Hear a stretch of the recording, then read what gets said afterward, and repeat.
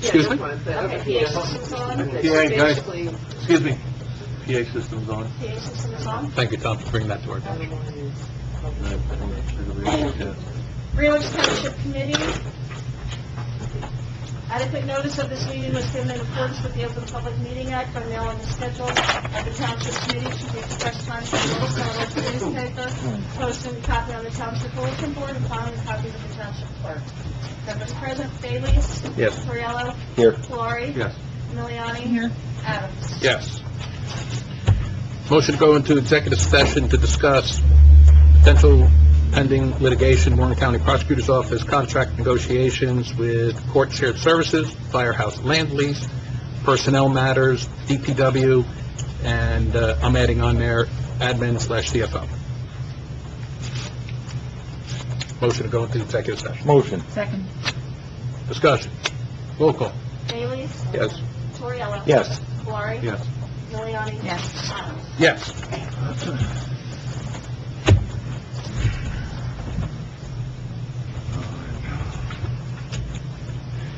Okay, we're going to go into executive session. Hopefully, we will come out at 7:30. Skip the minutes. PA system on. Skip the minutes. Yes.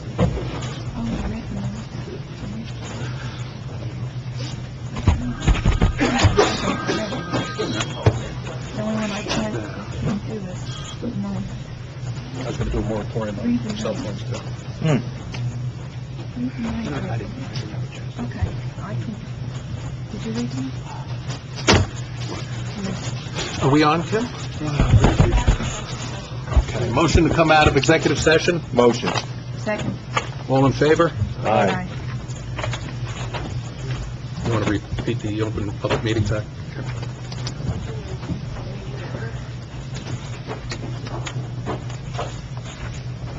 Greenwich Township Committee meeting, October 3rd, 2015. Adequate notice of this meeting was given in accordance with the Open Public Meeting Act by mailing the schedule of the Township Committee to the express times in North Star Ledger newspaper, posting a copy on the Township Bulletin Board, and filing a copy with the Township Clerk. Members present: Bailey's. Yes. Torriello. Yes. Fleury. Yes. Miliani. Yes. Adams. Yes. All residents on salute. Pledge allegiance to the flag of the United States of America and to the republic for which it stands, one nation, under God, indivisible, with liberty and justice for all.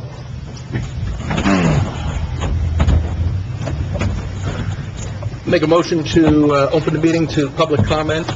The initial comment period is reserved for public comment on agenda items only. Each member of the public is limited to 3 minutes to ensure completion of agenda items in the timely fashion. Elaine had the motion. I'll second.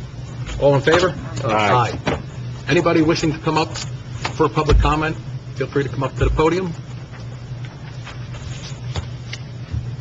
After seeing no hands? No one? Okay. Motion to close?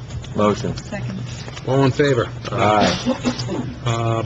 I'm going to dispense with the minutes until the next meeting. I have not had a chance to read them. Payment of bills and claims in the amount of... Kim, help me with my tab. I think it's 9. Tab 9. 9.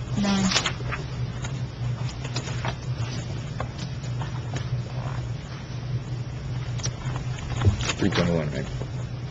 Total paid bill list as of April 23, 1.6? Two of them? Okay. All right, so can I have a motion for payment in the amount of $321,222.02? And make the motion. Second. Discussion, roll call? Bailey's. Yes. Torriello. Yes. Fleury. Yes. Miliani. Yes. Adams. Yes. And can I have a motion for payment of, are the two added together, or is that, it is, Yeah, that's just one's prepaid, one's, okay, so it is the 1.6? Yes. In the amount of $1,650,358.63. Motion. I'll second that. Discussion, roll call? Bailey's. Yes. Torriello. Yes. Fleury. Yes. Miliani. Yes. Adams. Yes. Is this April and May that's going to the school? yes. Okay. March and April. Oh, March and April. Yeah, because we missed the one that's the list, Okay. so I had to pay it subsequently to the bill list. Okay, so then we won't have the the bill, the Board of Ed payment going out on May 1st? We're there I at can pay that? that, yeah, I'll pay that closer to May 1st, you know. Yeah, because our next meeting would be the Will be after 21st that, of May, right. yeah. But I have authority for the administrative code to pay that. Okay, I just want to make sure. Okay, good.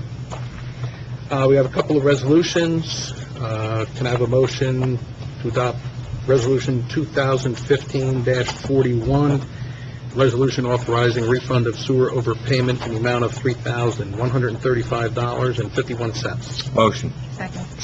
Discussion. Roll call. Bailey? Yes. Cordero? Yes. Savari? Yes. Miliani? Yes. Yes. Motion to approve Resolution 2015-42, authorizing the transfer of current fund appropriations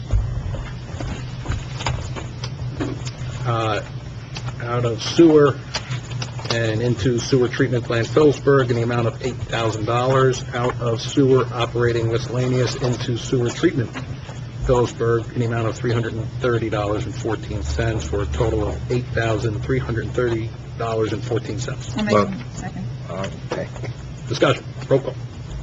Bailey? Yes. Cordero? Yes. Savari? Yes. Miliani? Yes. Adams? Yes.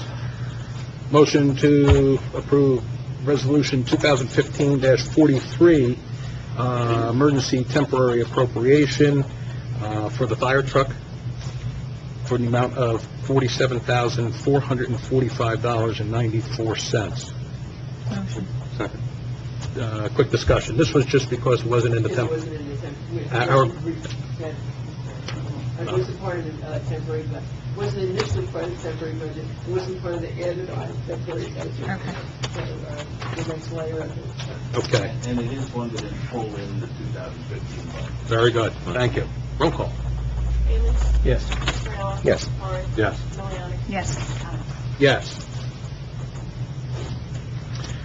And last resolution, motion to approve Resolution 2015-44, which is in essence for the shared court, to pay personnel on a temporary biweekly payroll. I'll make the motion. Second. Discussion. Roll call. Bailey? Yes. Cordero? Yes. Savari? Yes. Miliani? Yes. Adams? Yes. Yeah, but executive motions. Ooh, thank you. Sorry, I was waiting to jump in. Do the Okay, first one, please. okay, can I have a motion to authorize, the returning of Barry Oberly to 40-hour work week on a temporary basis, pending a final determination of DPW needs? I'll make a motion. Second. Discussion. Roll call. Bailey? Yes. Cordero? Yes. Savari? Yes. Miliani? Yes. Yes. And I'll make a motion to authorize Attorney Tadeo to address personnel matters as discussed in executive session. Did you make the motion? Yes. No. Second. Discussion. Roll call. Bailey? Yes. Cordero? Yes. Savari? Yes. Miliani? Yes. Adams? Yes. Okay, so, we're 15 minutes ahead of time.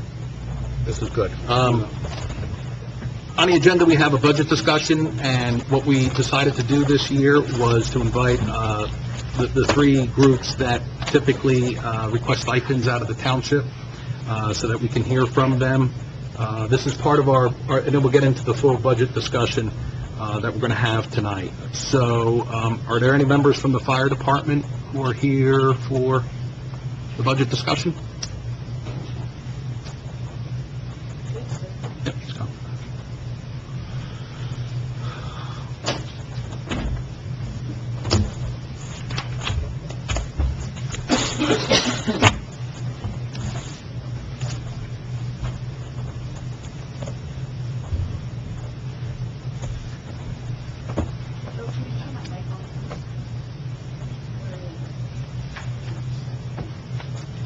What page is that on?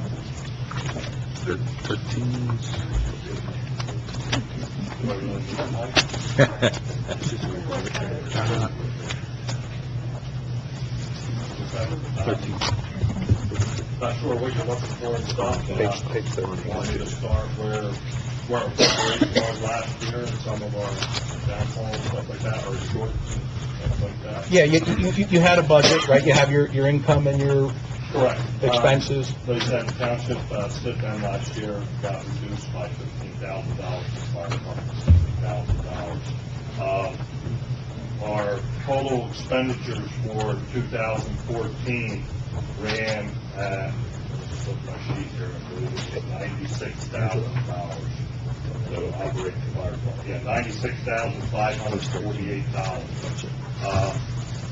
Outside of our usual cash and check donations, and we had to infuse our operating expenses with the $9,000 from the sale of the two spot older fire apparatus that we put in, and we had a savings account for $5,000 to $7,000 to make the fire department operate at that expense, which ended up with we were plus $2,000 in our overall operation.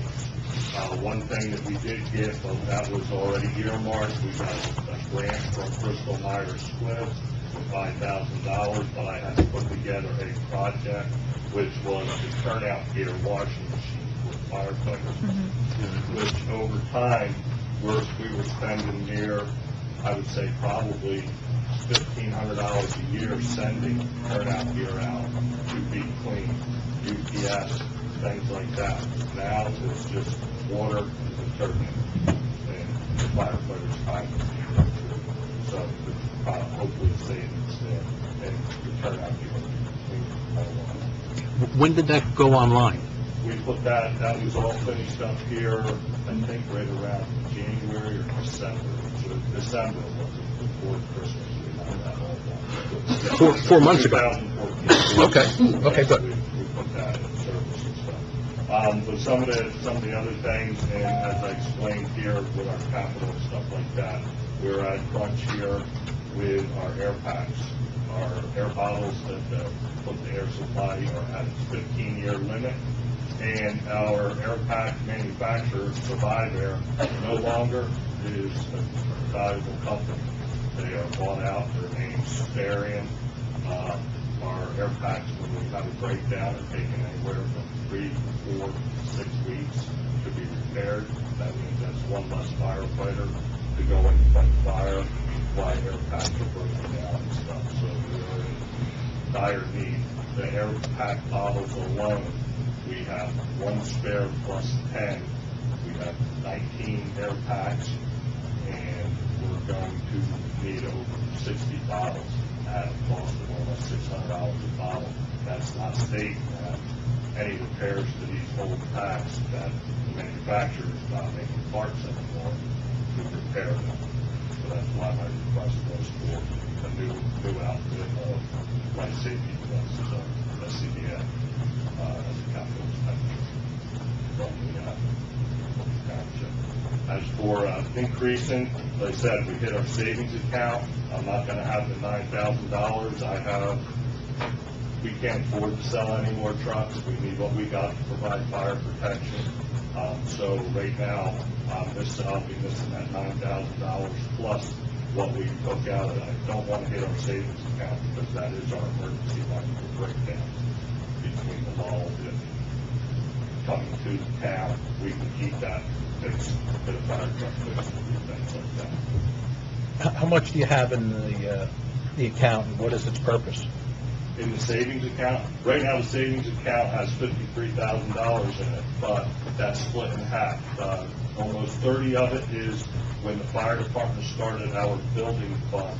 That's the account we started putting it in. We started our municipal marketing mailing letter, 2009, 2010, designating that money towards the fire station.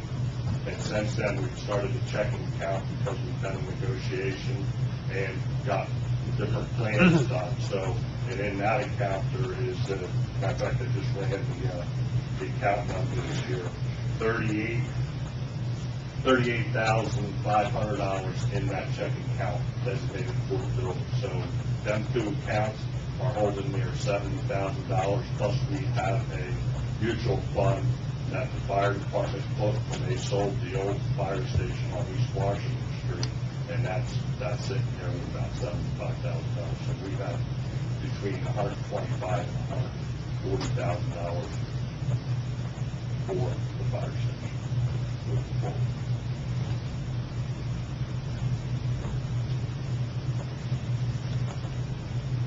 So how long does it take to get those packs replaced? Once we make the order, it's going to be 90 days. The good thing about this, it does not go out to bid, it's under state contract. So near $200,000 for the purchase of the 22 air packs, that's what we were looking to get, because we found that we were short a couple. It'll take 90 days. So even June 1st, we're talking October. Are you going to be Because okay? these things will be built as needed, they don't sit around on the shelf Oh. and stuff like that. So it's going to be at least a 90-day delivery. What about working with, does this equipment work with other townships' equipment? Are these standardized at this point? Yes, there are standardizations, and if we're looking to do Scott air packs that's on the contract. Some departments use MSA stuff. But the thing that is switching back and forth with them, our guys are fit tested by the DOSH law to wear Scott air packs and our masks. So we can't really switch with them, but they can be filled by other Cascade systems when we're out the fire. We have a Cascade. That kind of stuff is equal across the board for refilling the bottles and doing things like that. But if guys are familiar with the pack and they have their own Scott mask, they can utilize them in that way.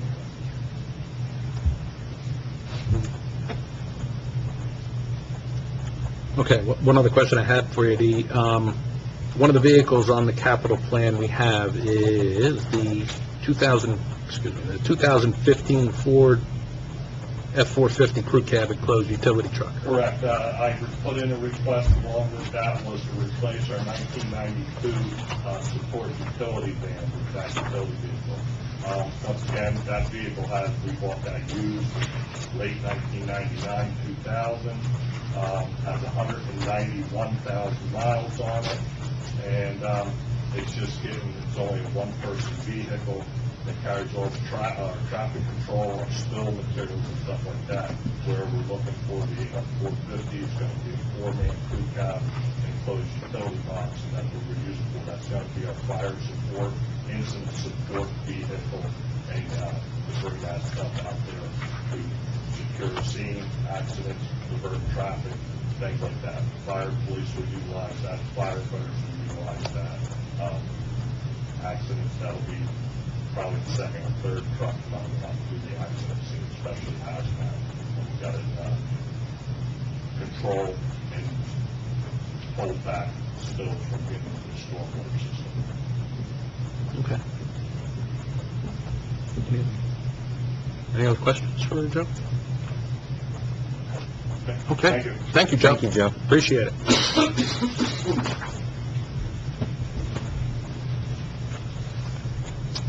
Anyone here from Rescue Squad? Chuck, I swear. You're gonna tag team us? Okay, come on up.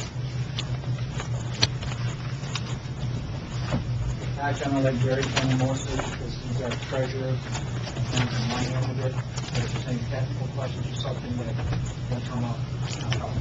Okay. Good, thank you. Gary, over here. We're doing- You have questions first, or would you like to go over basically the same thing that Joe kind of covered? That'd be helpful, yeah. 2014, our total expenses, $44,758. We were under budget considerably, mostly because I'm cheapskate. Most of the members will cite that. I don't like to spend money. I make sure that they don't spend money frivolously, and, we have a couple of big projects that we've been holding off, and we just haven't done it, and it's getting ready to happen real soon. One of our biggest things that we've noticed is since over the last 6 years, our income has dropped by $24,000, mostly because of our annual fund drive. Fund drive used to average about $18,000 to $21,000 a year. We're seeing it now at about 14, 15. I think this year was 15 and a half, close to $16,000. Sorry, 13,495 was the actual in 2014. So every year that's gone down quite a bit. Two of our biggest concerns are vehicles right now. Our 9852, our newest vehicle, graciously supported by the township. It's 13 years old, has about 50,000 miles on it, and is showing some serious signs of, mechanical use.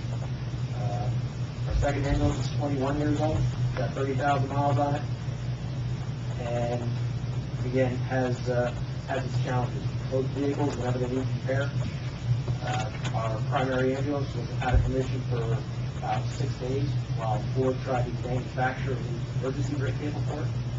It was the second one, 53. But we ended up having the same issue with the newer one. The parts are starting to become harder to come by. The newer one we had to actually have a part manufactured for. It took almost 2 years. It was an electronic part. And they don't stock them in our non-vehicles that are 13 years old, which is a big problem. Some of the, we've been actually quite fortunate over the last few years because between the years of 2006 through 2008, the emergency squad put a lot of money out in building repairs, building upgrades, vehicle repairs, upgrades to our equipment, our emergency rescue equipment. A lot of money was spent then. So we haven't had to put a lot of money out since then, but those repairs that we've done, 6, 7, 8 years ago are now starting to show signs of, okay, now we got to start to reinvest in our initial investment. So some of that stuff, 6 years ago, we got away lucky and had to replace half our roof, basically recoat it. The roof's been recoated a couple different times.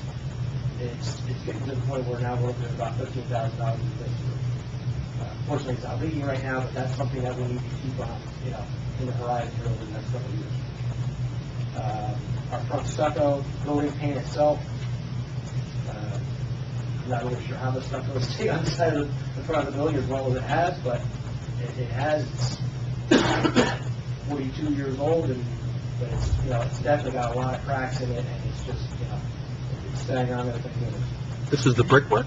Or what appears to be brickwork? It's a beautiful job, let me tell you, it really is. Yeah, we actually had that donated. That was a local person to share that for a husband of one of our auxiliary members.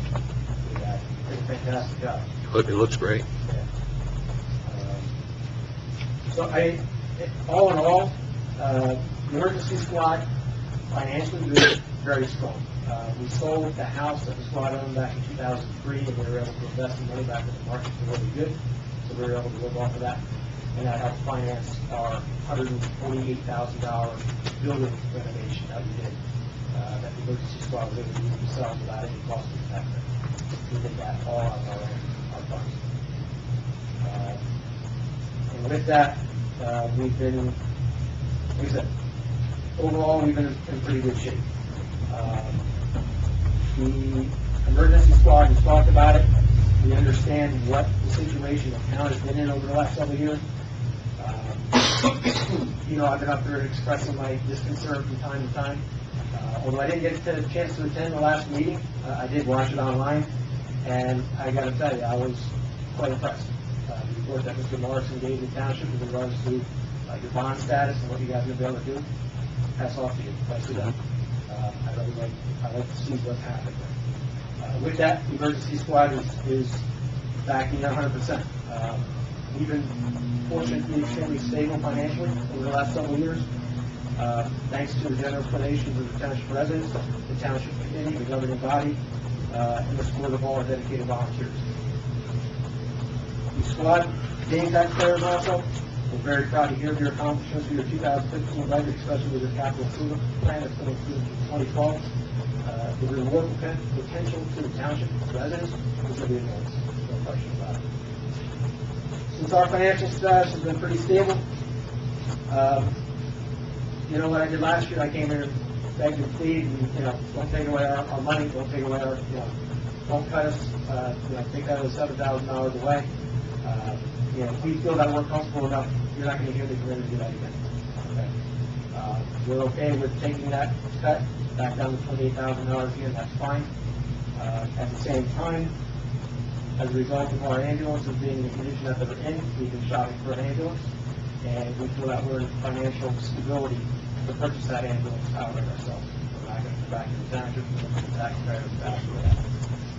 We feel our hard work of fundraising, penny pinching, being as conservative as we can, now is the time to, show our support to the town, you guys continue what you're doing. The financial committee, I'm sure, has had, pull your hat out a little bit, but that's just, you guys have worked hard, I don't want you to do anymore. Is that where it went? Don't even ask. Thanks for noticing. We're going to, we're going to incur that cost ourselves. We're financially stable at this point to be able to do that. And we feel like that's a good accomplishment. Anything else I can offer for you as far as information? You mentioned projects, and you got aging vehicles.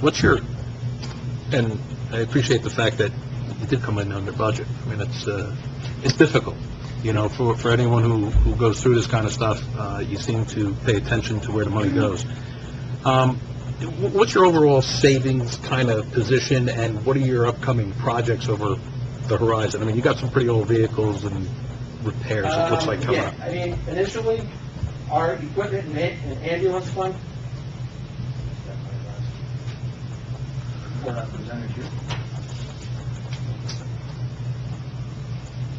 The March 31st, 2015 report, our equipment and ambulance fund was at $368,000. Of that, initially, actually when I came to you guys last year during the budget meetings, we were talking about buying a used ambulance.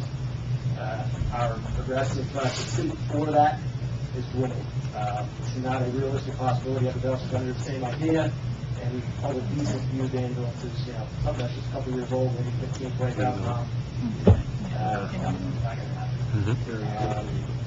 We're looking at potential of about $130,000 for I don't want to jinx it, but a vehicle that's in Ohio that we'll kind of have our eyes on, that we think we're going to be able to get.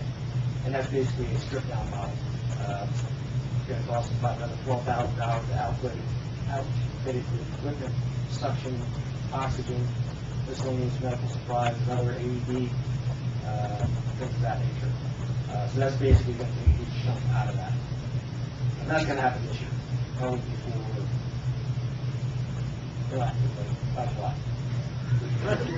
They were waiting a long time for me to write this check, so I'm kind of in a position to say, okay, we'll write the check. The other thing is, like I said, the roof, the oxygen refilling station at the emergency squad building. What we have now is adequate, but with the other improvements that we're doing to our rig room floor, kind of a protection of our initial investment when we had the rig room floor re-concreted a few years ago. That was $42,000 worth of concrete. And it's just looking really bad, $42,000.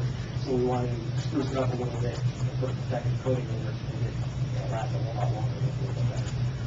But that oxygen refilling station is going to make it a safer environment, a safer situation. Hands-off oxygen refill, something like that costs about $7,000. Building issues, I think we're going to really get away with for the next 2.5, 2 years. At least one of them, I would like to probably take care of the roof first. I would probably take care of it next year, and then follow by the stucco and the rest of the building year following. But those, just to repair the stucco alone, we're looking at about $14,000. Something like that. So although right now we're, that count seems really big, in the next 2 years, it's not going to be as big as what. That's what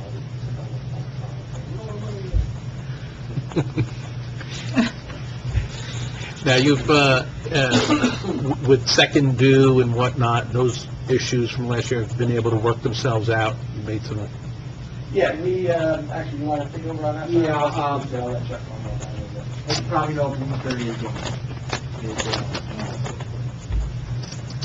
and, now Pattsburgh Rescue covers the Bloomsbury area. PACON is still having horrendous issues, and what we did, as you know, is we pulled out of there, which is costing us too much, and it's taking too much drain on our crew. In the meantime, the service they were giving Harmony Township, the rest of the, rightfully so, unemployment, and we were covering it. But the problem was, because we were second to there, we were covering it for free. They asked us to become first to there, which means we get some stipend from them, which they had not yet decided what that amount would be. But we agreed to do it because we're doing it anyway, and I'd rather see us get the stipend, get something out of it, as opposed to getting nothing out of it, other than, a lot of hard work and time. And by the way the county tones it or puts us out on call, if we're second due on it, they would tone us simultaneously, or what they would do is they would put tones out for 7-4 rescue and then call us. And all that was doing was delaying care of Delaying, patient. yeah. And we wanted to stop that, so. Mhm. So by doing what we've done, we're covering the southern half of Harmony now. And it's not much of a raise on our call line. We were doing, I believe it was 200 plus in MOPAC last year, and that was just way too much, way out of line.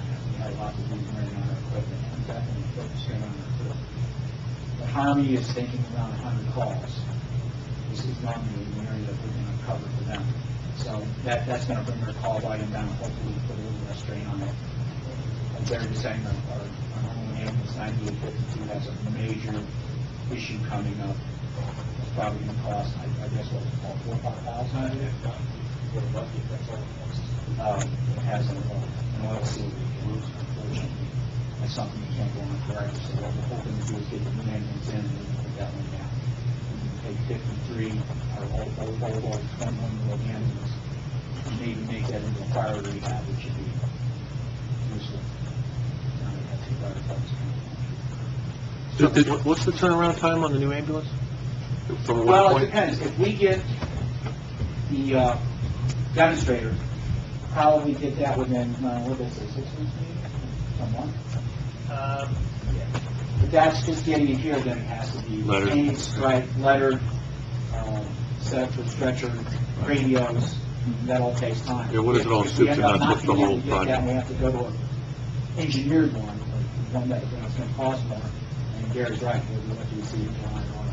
You're saying like a 2 to 3 month turnaround from order point. Correct. So, yeah, that makes a big difference. If we have to go to a custom built or an engineered one, if the demonstrator won't work, that's going to up the price considerably. But when I was looking at used ambulances, I haven't been so aggravated like that months and months. I've never been so aggravated. What happened was, I guess, with the economy being so bad in the years previously, a lot of old ambulances got snapped up pretty quick.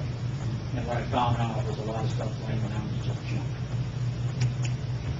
I went over and checked out Bloomsbury's ambulance, and buying another old-tired ambulance is not going to help our situation.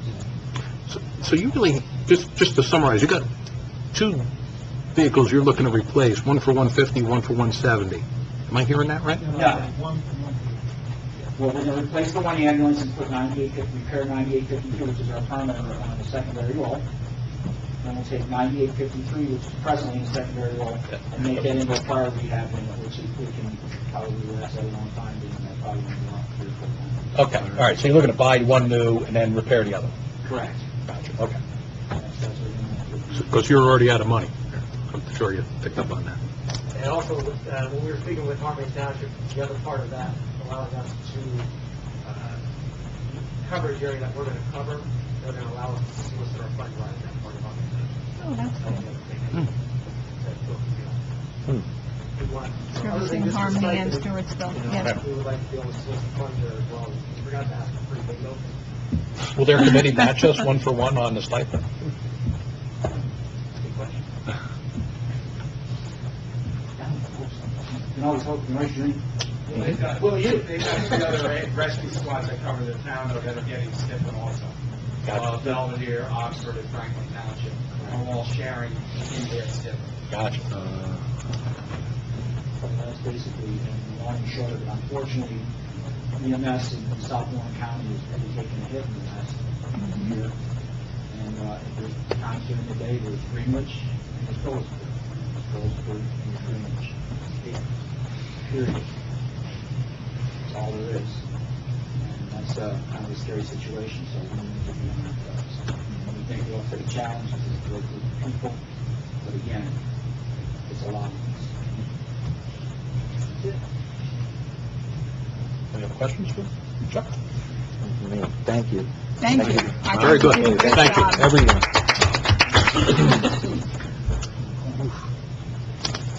This guy. Mhm. Very impressive. Recreation. Anyone from Rec? I didn't see. Mark had sent a message, he got stuck up at work, but I guess I'll put out there.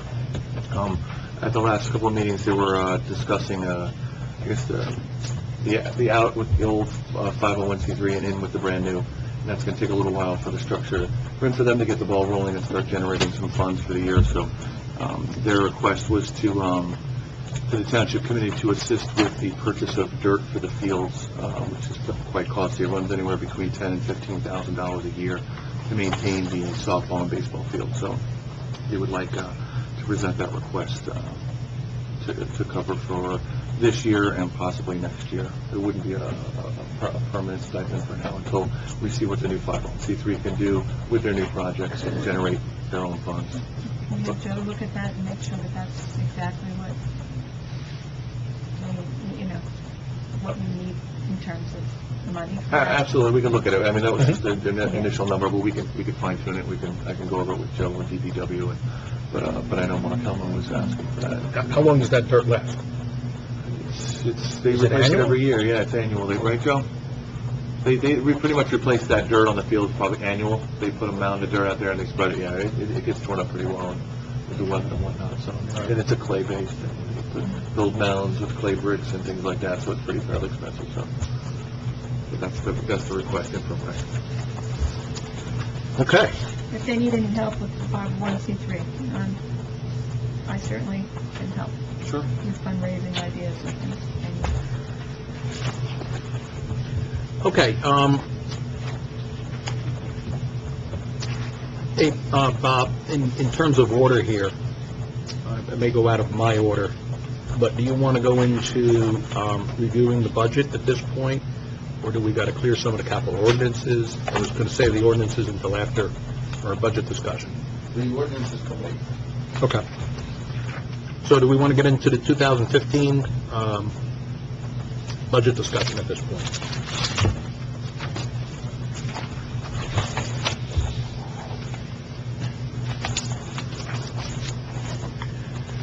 So you want to take us through what we started in April, well, at the first meeting, April 9th?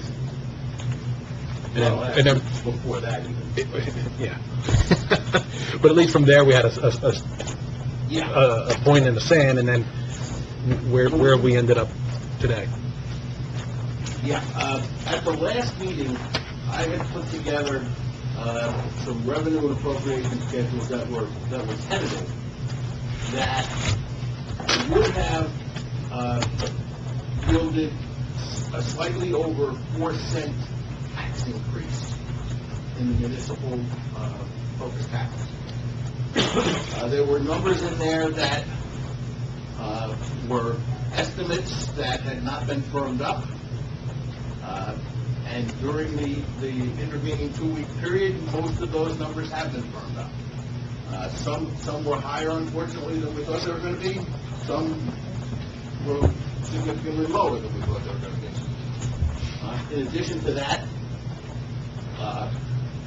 based on discussions and essentially a scouring of the balance sheets, looking for things that we could use to offset taxes, we've got a resolution that's going to need to be adopted, and I apologize because I just realized when I spoke to Frank before that resolution never got to Kim because I never hooked it onto the email to Frank to have him review it. But I have it on my computer, so if you choose to introduce a budget tonight, there's going to be 2 resolutions that are going to be passed. At any rate, after everything was said and done, before any additional actions to change any of the numbers in this document are made by the Township Committee tonight, we're looking at a budget that would entail a 1.7 cent tax increase in the municipal budget. So that's roughly $17 per $100,000 of assessment. We went from 4 to 1.7 without changing. Slightly over 4. What, it just had to do with the firming up of the numbers? Firming up of the numbers, you use there's also a plan in place now to use the unneeded portion of a reserve on your current fund balance sheet for codification of ordinances. Oh, we talked about that. Yes. That was some like 60 or 80,000.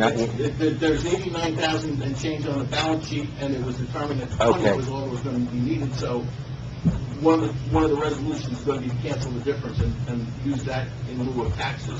Sure. So that was 1 cent right there. Got it. Good. So that's where the budget stands at this point, subject to any changes you wish to make tonight. This includes the 2 new police cars Yes, it does. and the scanner. Yes, it does. The scanner's actually in the... Oh, that's in the... That's right. In the capital. In the capital.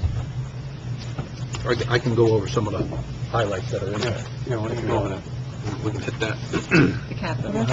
No, these are, That's not, you can't put that in the capital. yeah. No, I'm just So saying. I have the ordinance for the capital, we'll go through those big projects, but for what's in this budget, non-capital, okay? Bob, keep me honest here. All right, so we got some building and grounds type projects, okay? Replacement of the, repairs to basement HVAC unit for the police department. Joe, I believe that's that frozen thing that we found out there? Yeah. That's got more noise than the Mm-hmm. Yeah, I know we had a mold issue downstairs, and upon we were out walking around, and we saw this thing that was frozen in the frigid weather, and we asked the question, so that was good. It actually, the answer's no until you ask the question, so we got to fix this. Replacement locks and keys, replace electrical panel for the fire station, the DPW doors, general maintenance, water and air filters, repairing the roof, replacement of the fire station doors, playgrounds, mulch.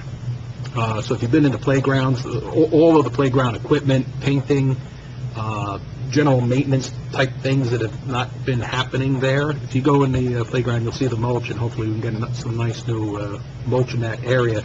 We're down to the rubber pads, which is, it's a safety concern. And I'm going to add one other thing from a nice young child who brought it to our attention here for one of the other buildings in that area to see if we can't fix that. But general maintenance, painting, fixing up the bridge, material rental, resealing of the basketball court that's sitting out there. We don't have lines. We need to get with rec on this, so we understand what they want done, what we need to do.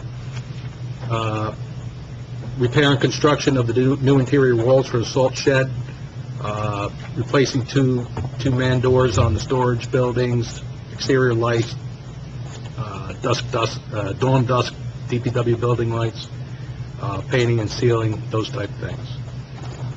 And I think that covers most of those items. Emergency generator is in there.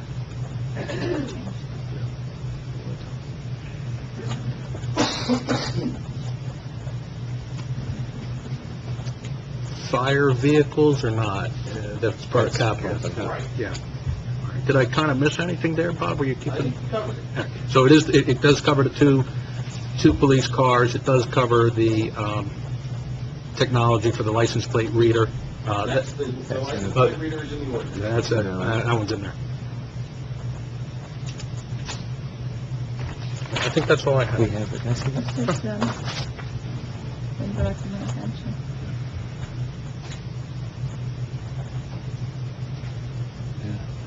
Salary. It's not been reduced. Mm-hmm.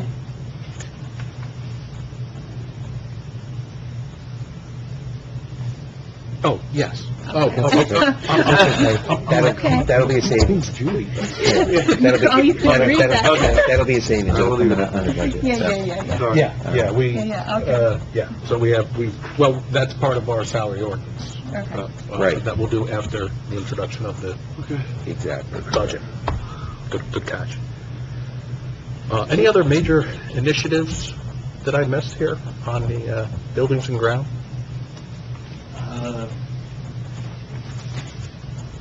I think I covered. No, I can't really think of anything that we did. I mean, you've got all your, the maintenance work that you requested. It's in the built into the document.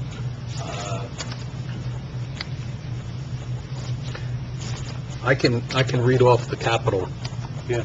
I think you guys want to hear that as well. Tip 4. So within our, now these items are part of the capital ordinance, which we'll adopt later on. We have, this here. Is this really the right name? Or is that just a typo? I think that's a typo. There's another typo in there. We don't have East Amwell Animal Control. It's right here. Is that? Yeah. What page? So this is tab 4 behind the resolutions. All right, so part of the capital ordinance is going to include various road improvements for about $250,000. Fire department breathing apparatus, that's the $190,000. Fire department vehicle, that's $77,000. Police department license plate reader that we were talking about, that's $30,000. That's the mobile one that goes around in their cars. I'd also love to explore fixed ones later on. You know, I think I'd love to do that. Technology replacements and upgrade, around $20,000. Improvements to the municipal building, to include an on-site storage building, 30 by 30, roughly $30,000.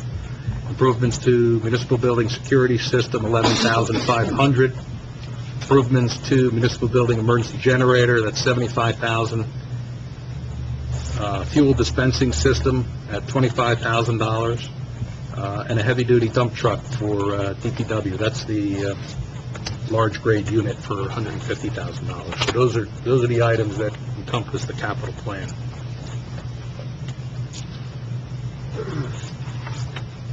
It's a very comprehensive plan. I mean, there's a lot of items on there that are very necessary. But I still, I think we can really pare down this a little bit. For instance, I really don't think we need a township administrator adding to our costs.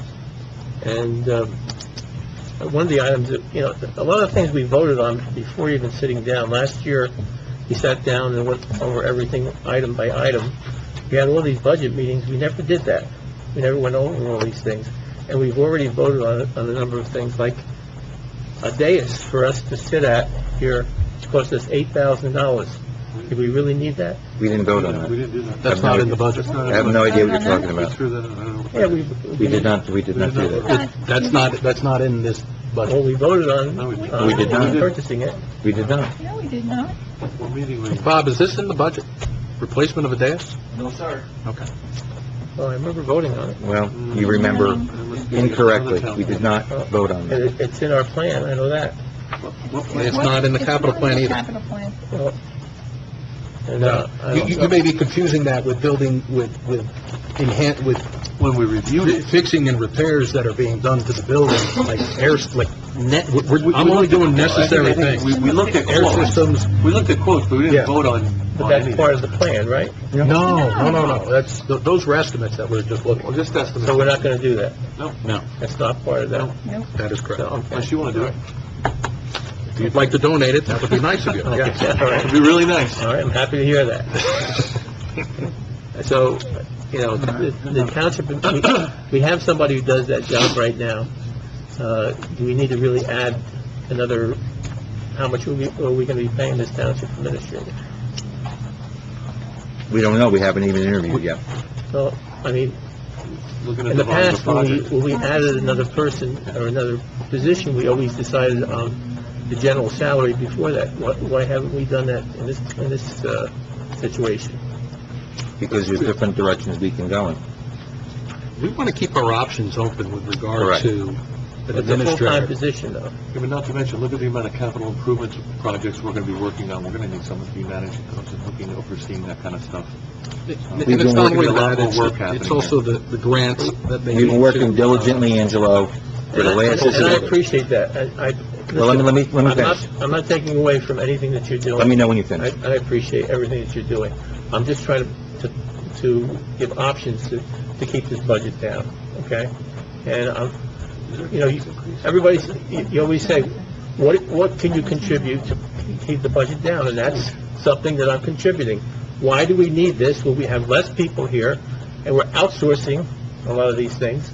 Well, if we're outsourcing, then why do we need an additional person here to do all this stuff when you can have outsourcing? Exactly, you need somebody, when you're Are you- outsourcing, you gotta manage you it. need somebody to manage it. Are you finished? Yes. Okay. We've been working diligently for the last, just 4 years now, to basically reshape and re-engineer our local government. You see what I believe to be bearing fruit in year 2015. We had to get our fiscal house in order. We had to make some tough decisions over the last 3 years. It allows us to invest how much, what's it, I mean, over, our capital, how much is $2.3 million in investments with 0 tax increases, okay? And we were able to do that because of being able to make these tough decisions over the last 3. See, there is a long-term strategy, and you have to walk before you can, you have to crawl before you can walk, before you can run. And we're now at a jog, and we're moving in the right direction. Part of what we've been doing is to eliminate positions that aren't necessary, for example, like a police secretary, where you don't need that position, and you find other positions where the residents can benefit by them. So you restructure, and you provide the staffing that best suits our 5,500 residents. When we start outsourcing and we save money like we're doing with DPW with grass cutting, where that one move alone probably is going to save, between the benefits, you're probably close to $100,000 for that one move. When you have to start dealing with those moving parts, it requires full-time oversight. Okay, so the way that we are reshaping our government is, in my opinion, really mandating the need for a township administrator. And to be able to provide those mechanisms, those oversights, those follow-throughs, and that's where the residents will benefit by that position, because we're going to be increasing our deliverables over the course of the next 5 years with this, what I believe to be very aggressive investment. You're going to see 40-some% of roads paved just based upon the dollar. I mean, it's huge. This is not, we're not tinkering on the edges, Angelo. This is an aggressive, very aggressive plan. And I believe that the way that we are going is the right direction. I do. If I could just add on to that, Joe, it's really it's the transformational change. It's not let's improve this and tweak that. It's reinventing the way we do government. Correct. And we need to have an individual with those skills come to the door. These people are not running around all over the place. They're far and few in between. We have to find the right individual. We haven't even gone into this, interviews with these folks, let alone salary negotiations. So, we'd be lucky if we do anything, by the end of May. It's a long road to get there, but you need to find the right type of individual who can manage and take us to that next level and transform government to a different level where we are providing better, more efficient services to the residents. Agreed.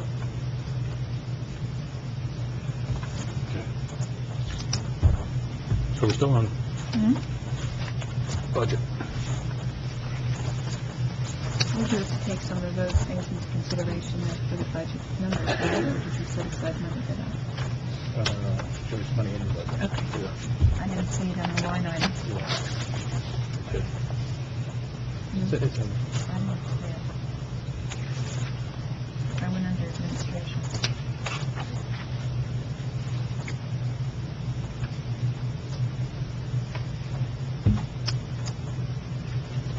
we do. Yeah. Oh, okay, all right, that's what I'm looking at.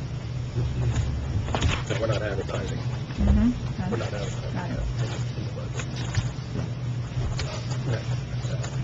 In the budget. Good. I thought you'd approve. It's in the taxpayers' best interest. It is, always. Okay, so, do we need to review other aspects of the budget? Do we want to do a quick walk, a high-level walkthrough of this budget? Can you do that for us, Bob?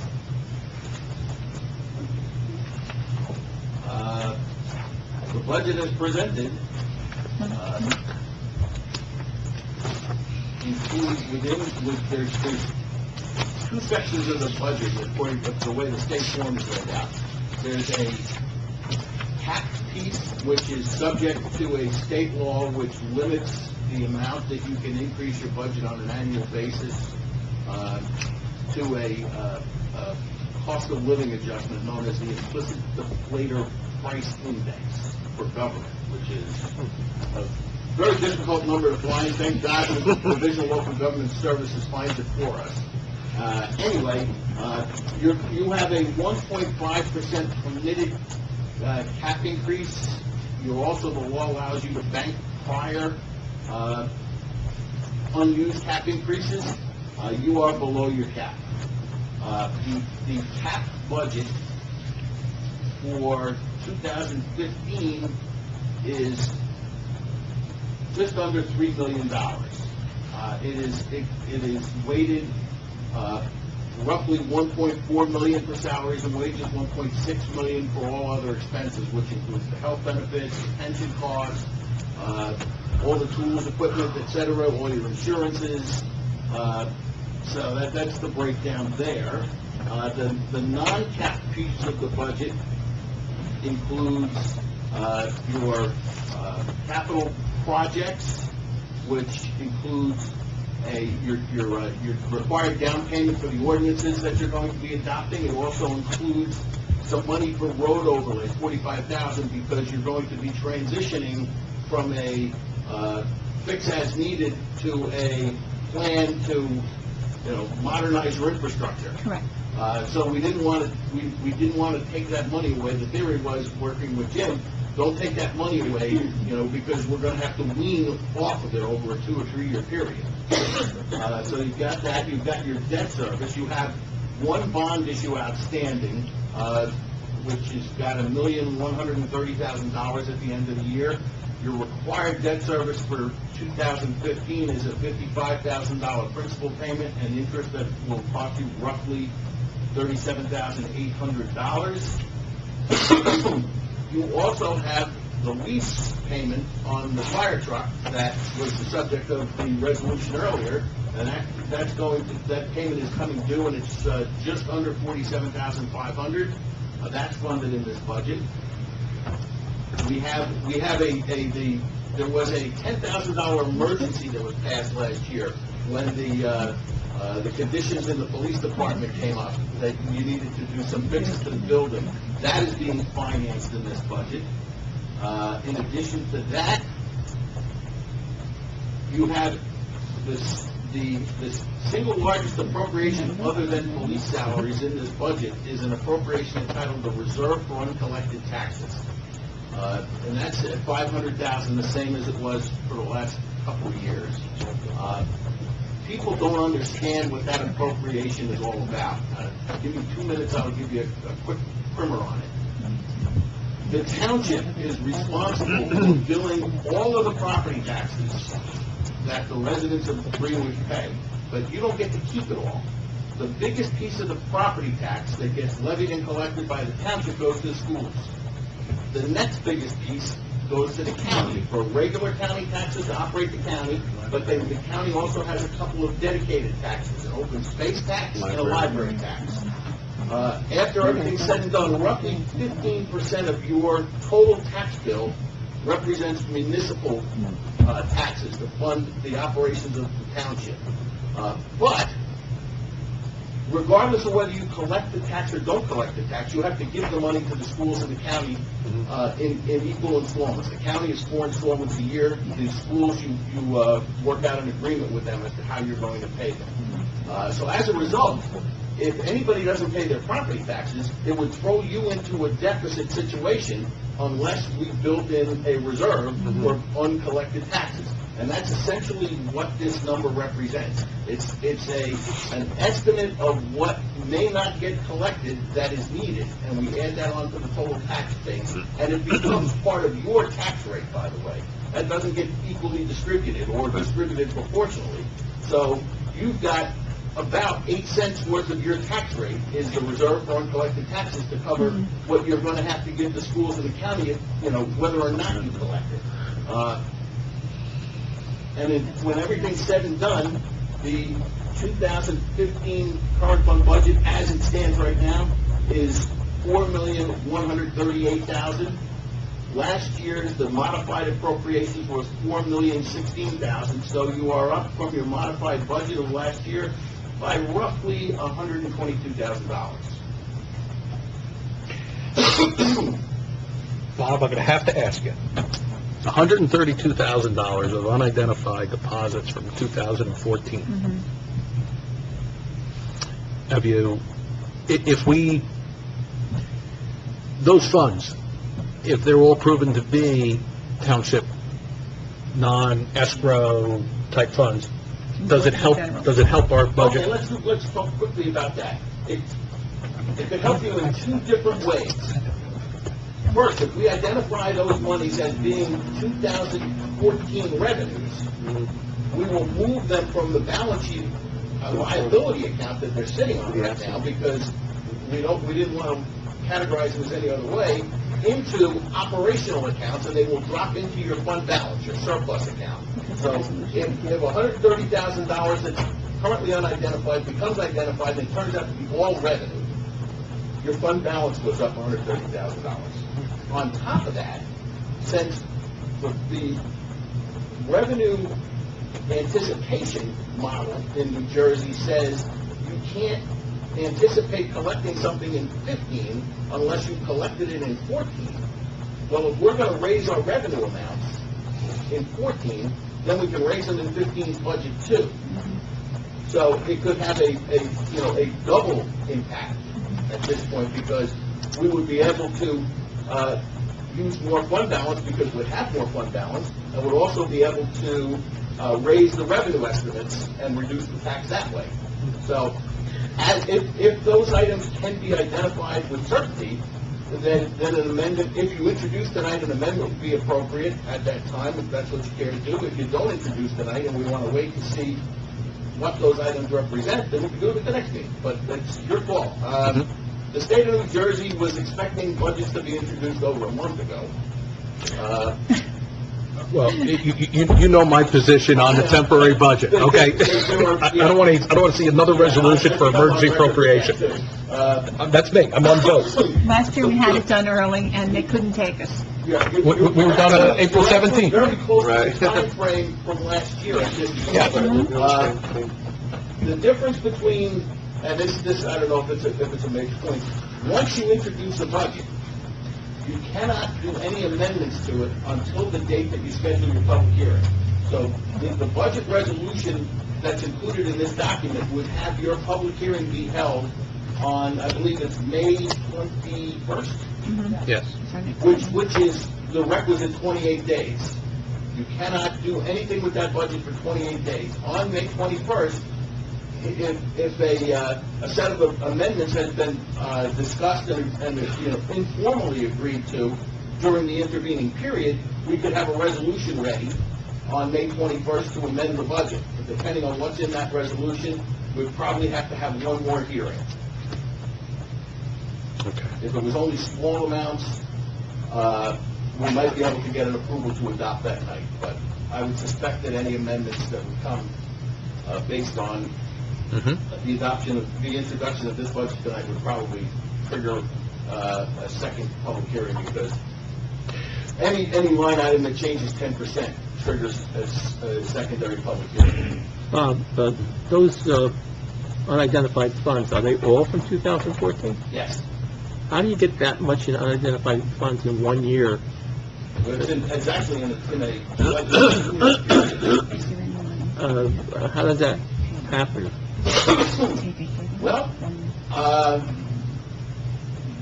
the polite way of saying it would be that the matching process of deposit tickets and bank deposits for collectors' monthly reports and bank deposits was not being done during the latter part of October, November, and December. Okay, so it was toward the end of the year? Yeah, towards the end of the year. And essentially what happened is more money got into the bank than got recorded, and the bulk of it is not part of the tax office. It's just deposits that we don't know what they're for. But they're checks, though, right? Actually, the mayor went over to the bank today to get started on this. And what he found was that I found 132 grand. It's not in the, well, we don't know what some of it is. We know the origins of some of it, but there's some of it we just don't know. And it's going to take more work. But at least we have a start. We know where checks came from, and the bank is going to pull the detailed information, and hopefully, if anything that's a check, there'll be a memo on the check saying what it's for, or that type of thing. What about tax, not tax delinquents, but those that challenge their assessments? Tax appeals. Tax appeals, thank you. Have you heard at all from Eloise Hageman on tax appeals, or the impact of them? No. And Greenwich has historically not budgeted for adverse judgments on tax appeals. You've dealt with them as they've come. That said, if you've got anything hanging over your head that is major, and by major, I mean to the point where you could not finance it in the either out of your fund balance or in the next operating cycle, that would require a multi-year period, then it might be prudent to start building a reserve. But your collection rate is strong. Your tax collection rate for 2014 was just under 98%. We're budgeting, that $500,000 number is based on a 97.4%. So we've built in a little cushion that could deal with an adverse tax judgment, but if you ever had something that amounted to hundreds of thousands of dollars, you couldn't absorb it. All right, I'll have the takeaway here and make sure we dot that I and cross that T for tax appeals, just to make sure. There are a couple of different ways to finance tax appeals. One of them is as simple as the tax assessor signing a certificate at the end of the year saying that this is amount that's outstanding and should be reserved, and then the tax collector signing it saying, okay. If that doesn't happen, then it can come to the township committee. But again, it's unless you have something very large hanging out, you're probably okay. Not in terms of tax appeals, but very large hanging out, interfund loans. I spoke to Joan earlier this evening.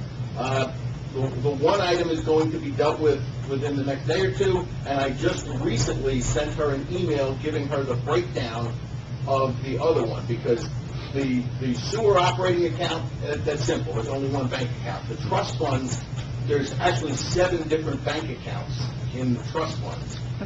And the money that's owed to the current fund is actually coming out of 5 of them. So I gave her, I sent Joan an email with the amount so that she can move those. And basically, when that's done, you will create or regenerate over $200,000 of fund balance that's available for 2016 and, subsequent years. Well, I mean, you're using 478,000 of fund balance, right? One of the things that I always try to emphasize when you build a budget is, okay, what's my tax rate for this year? Where does it leave me for this year? But as soon as you get satisfied with where this year is, what does it do to you next year, right? You don't want to become too aggressive in budgeting on the revenue side one year, and be faced with a significant tax increase the next year because it was unsustainable, right? So you always want to take a peek a year out at least, so that you say, okay, if I do that this year, is it going to impact me negatively next year? Or will I be able to survive at least one more year beyond that before anything, very negative would have to happen with the tax rate? And similarly, if you've got something good coming down the road, you can anticipate that a little bit and get a little more aggressive. Okay. So we don't need any action here for the interfund loans, those... No, the interfund everything- loans, that's all within the province of the CFO. CFO. Excellent. Okay. Any issues you can process all that pretty straightforward? Okay. Okay. So what are your thoughts on introducing the budget this evening? We have until the 21st. We can find out about those $132,000 type items, and we can do any other tweaks as amendments come the 21st of May. So as I'm understanding this, we're talking about an increase of 1.7, right? Today, we're talking an increase of 1.7 cents on a tax. And given that 132,000, a portion of that may reduce that 1.7 cents. Is that correct? It's very possible if it turns out to be eligible and you choose to use it. Or we could use it for Or you can... the tax appeal cushion. Well, yeah. A portion of it. Yeah. Well, look, you have to confirm with Eloise, but if there was anything large, I suspect we would have known about it. Right. And you have to understand this, because I do tax work. If there was an appeal filed this year, it's impossible to be heard this year. It can't be, because they don't move that quickly. It's a 2.5, 3 year process. Oh, yeah. But they have been before us a couple of times. Yeah, but it's on things that we knew, like, Yeah. that have been, hanging out there That's what for I'm some saying, period but of if time. something is hanging out there and it's... I don't know how we would have never heard about it. Right. I would be We should be asking uncomfortable that. we should ask, but, Exactly. and to the extent that there's an answer, that would be a problem in terms of a lack of communication. We should be hearing about those. Absolutely. I will redouble my efforts and communicate with, As far as I know. I mean, they were both aware of budget process going on, and, Usually when there's a significant We'll make sure that they- outstanding, the governing body gets limited via resolution asking for an appointment for special tax counsel, because large tax appeals usually require an aggressive defense. so what is the overall total general appropriation? Is it the $3.3 million? Your total appropriations exclusive of the reserve for uncollected taxes is $3,638,000 and change. With the reserve for uncollected taxes added in, it's $4,138,000 and change.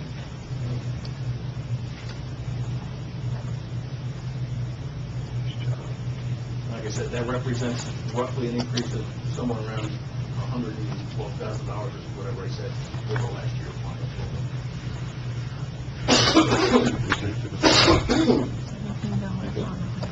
Me? Yes, I am. Angelo, are you okay with moving forward and introducing this tonight? Well, Other than your disintroduction? I won't object to, Duly noted, thank you. Elaine? I'm okay. Yeah, I'm fine, yeah, okay, absolutely. All right, so I will, I'll make a motion to introduce the 2015... Mayor? Yes, We sir. have to do the resolution. If I could, Yes, you can. if I could jump in here so that I can fix my error, and have you pass a resolution entitled Resolution Authorizing the Cancellation of a Portion of the Unexpended Balance of the Reserve for Codification of Ordinances in the amount of $69,578.67. I'll make that motion. I'll second it. Discussion? Roll call? This is resolution or motion? Resolution. This will be What do we, 45. 2015-45. Let's just discuss it while we're in the middle of the motion here. And again, In English, just, what do we do? First of all, let me apologize again, because this resolution was drafted at the beginning of the week, and I was sending it over to your attorney for him to review, except I didn't hook it on. So it never got Perfectly forwarded fine. to him to put on the agenda, and that's why I'm scrambling now. So it's That's my okay. fault, first of all. No, But not what a it problem. does, but what it does is that years ago, the Marin Committee adopted a special emergency appropriation to finance a codification of the ordinances of the township. It was funded over a 5-year period. The funding period is completely done, and after everything is said and done, for the last 4 years, the amount of $89,578.67 has been sitting on the balance sheet of the township as a reserve. When we were looking at the budget process to see if there was anything on the balance sheets that's not needed that could be used to pull down the property tax, that issue came up. And it was determined that the work that needs to be done could be done, it was felt safely, with $20,000. So this resolution cancels everything but $20,000 of that reserve. And in turn, it is being included in the budget as an item of revenue on sheet 10 of the budget document. It's an item requiring the special prior written consent of the Director of Local Government Services. So a copy of this resolution, together with the budget and the financial statement, will go down to the Director for his approval. Okay. Thank you, Bob. Okay, roll call. Bailey? yes. Morella? Yes. Lori? Yes. Miliani? Yes. Adams? Yes. Okay, so that was Resolution 2015-45, canceling the codification. Any other You can have at it. resolutions? Bobby Sidley, too? Or- No, just the other one is just an introduction of the budget resolution. Okay. You want to do that one? Yeah. That's where I was going, okay. Okay, sheets 2 and 3 of the budget represent the resolution to introduce the budget. And I should probably read it into the record. Please. So, resolution. Municipal budget of the Township of Greenwich, County of Warren, for the fiscal year 2015. Be it resolved, the following statements of revenue and appropriations shall constitute the municipal budget for the year 2015. General appropriations, A, municipal purposes within tax, $3,320,418.07. Appropriations excluded from tax for municipal purposes, $259,660. Reserve fund collected taxes based on an estimated 97.37% tax collections, $500,000. Total appropriations, $4,080,078.07, less anticipated revenues other than local property taxes, $1,344,119.17. The difference, which is the amount to be raised by taxes for supporting the municipal budget, $2,735,958.89. Be it further resolved, said budget will be published in the Express Times in the issue of May 1st, 2015. Notice is hereby given that the budget and tax resolution was approved by the Township Committee of the Township of Greenwood, County of Warren, on April 23rd, 2015. A hearing on the budget and tax resolution will be held at the municipal building on May 21st, 2015, at 7:30 p.m., at which time and place objections to said budget and tax resolution for the year 2015 may be presented by taxpayers or other interested persons. I will make that motion. Second. Discussion. Yes, I had some discussion on it. I think that,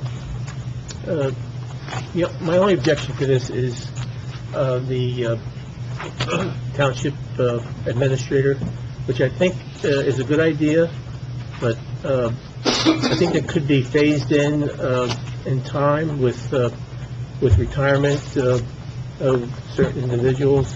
I think the money could be better used by the committee to fill in on a need-be basis with the administration for whatever they feel they would need to get the job done, maybe less money for particular jobs until that happens.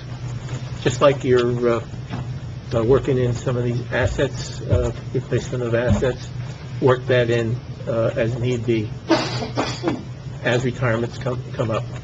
I think that would be a better way to do it. So for that reason, I'm going to say no.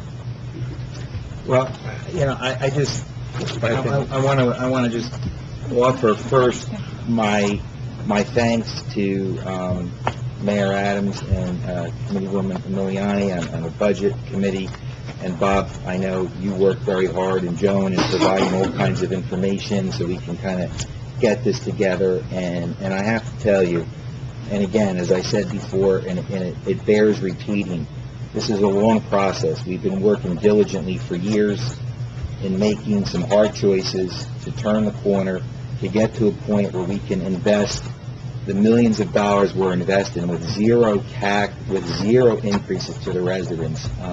Is to me, it's unprecedented. It's quite impressive, and I really was impressed the way that this was put together. And when you talk about phasing people in, Angela, I don't think you appreciate that. Again, we're talking about re-engineering and creating different positions. It's not a position to phase into because it's new. And we have made, for example, just in one small area, and I think this kind of serves to illustrate why we're able to do the things we're doing in the re-engineering. I just want to pick one example.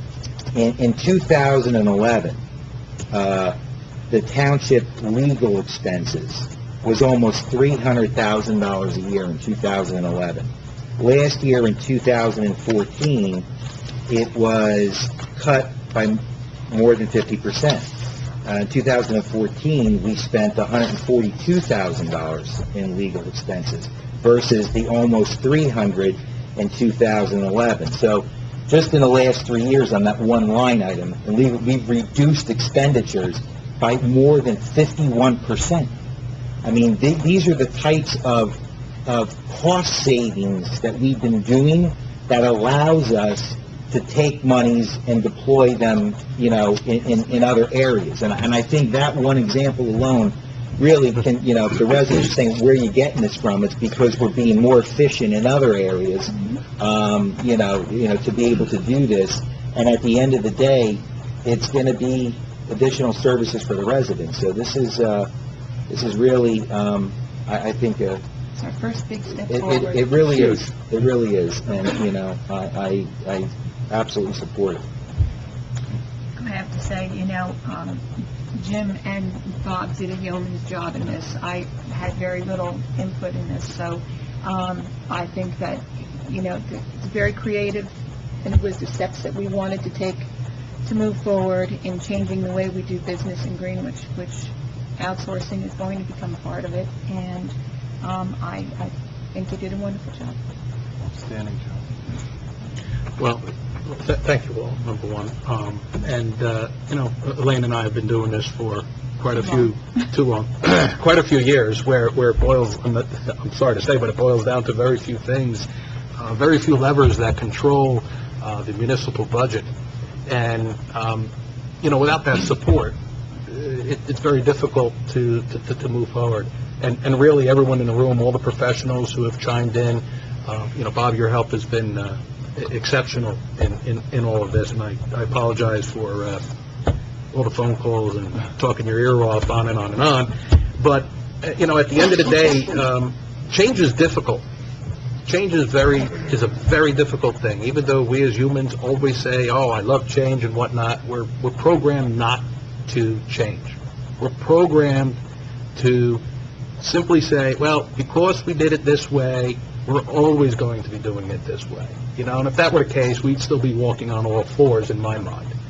This is a transformational step, and we're taking it tonight, and we're in a very good financial position. Why? Because we cracked the whip last year, and we forced ourselves to make very difficult decisions.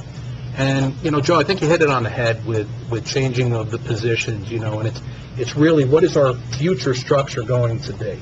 And I know that the changes that we did do, there was a lot of backlash from that. And I don't think people truly understood where we were going with it.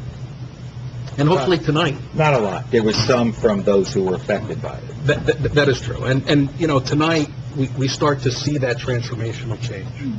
And I get phone calls from residents, and it's truly the letters from the 9-year-olds that I really, really love, okay?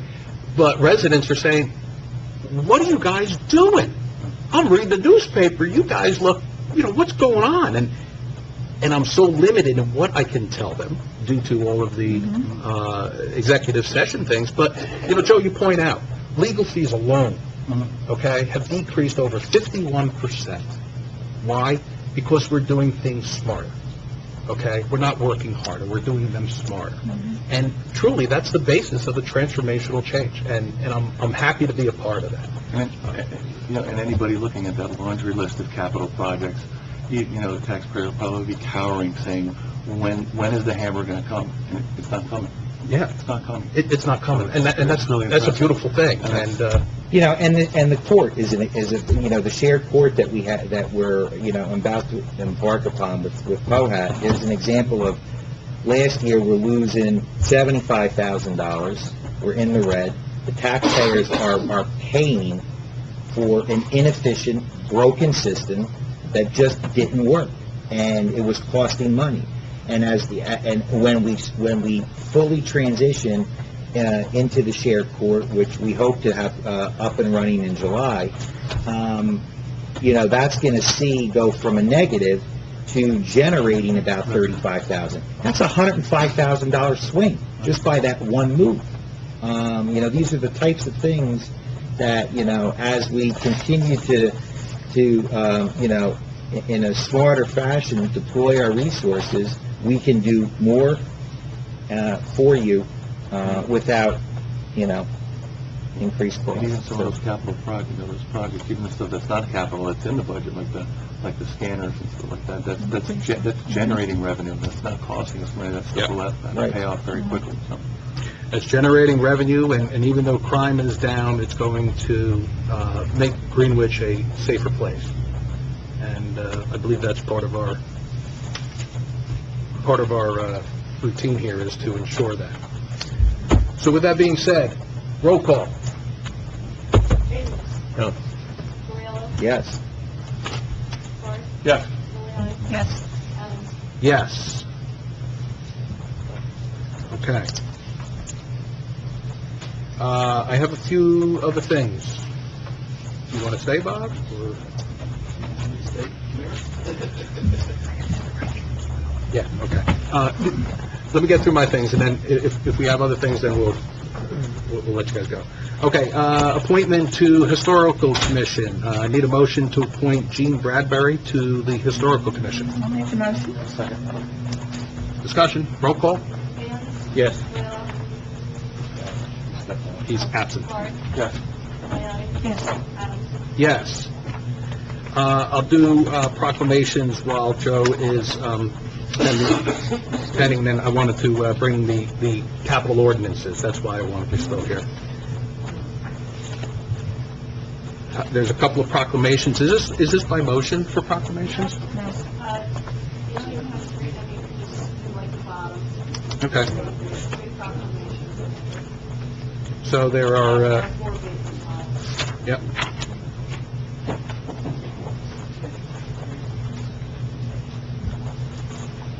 Okay, so first proclamation is for Older Americans Month, designating May as Older Americans Month. So wanted to proclaim the Township of Greenwich hereby proclaim May 2015 as Older Americans Month. And secondly, Child Abuse Prevention and Awareness Month. I proclaim that April 2015 is Child Abuse Prevention and Awareness Month, and urge our residents to become more involved in the efforts aimed at strengthening families, communities, and preventing our children from being abused and neglected. And also, Tim, I wanted to wanted to make a proclamation very close to your heart here for Municipal Clerks Week. And I apologize up front, but I wanted to read this into the record. I thought it was great. Okay, whereas the office of, this is only for a week, though, May 3rd through May 9th. Let's get her scepter. Whereas the office of municipal clerk, a time-honored and vital part of local government, exists throughout the world, and whereas the office of municipal clerk is the oldest among public servants, whereas the office of municipal clerk provides the professional link between the citizens of the local governing bodies and agencies of government at all other levels, and whereas the municipal clerks have pledged to be ever mindful of their neutrality and impartiality, rendering equal service to all. Whereas municipal clerks serve as the information center on functions of local government and community. Whereas the municipal clerk continually strive to improve the administration of the affairs of the office of municipal clerk through participation in education programs, seminars, workshops, and the annual meetings of their state, province, county, and international professional organizations. Whereas it is appropriate that we recognize the accomplishments of the office of municipal clerk. Now, therefore, I, James Adams, Mayor of Greenwich Township, do recognize the week of May 3rd through May 9th as Municipal Clerks Week, and further extend appreciation to our municipal clerk, Kimberly Viscomi, and to all municipal clerks for the vital services they perform and their exemplary dedication to the communities they represent.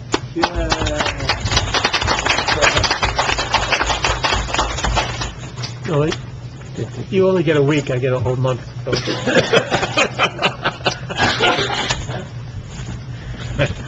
The older citizens, older Americans. Okay, so I was waiting for you to come back for the ordinances, Joe. We have a second reading of ordinance 2015. Let me, No. Hold on. Second reading of ordinance 2015-02. All right, now I'm going to take this to the man. This is for Dumont Road. Is the second reading. Oh, throw me the reintroducing clause. Bob, go ahead. I thought I had this one down. I'm like, this is the second one. subsequent to the introduction of the ordinances at the last meeting, Just why you thought this was... it was determined that there was an item missing from the multi-purpose ordinance. As a The truck. result- The truck? The truck. Yeah, but this is the Dumont Road, $40,000.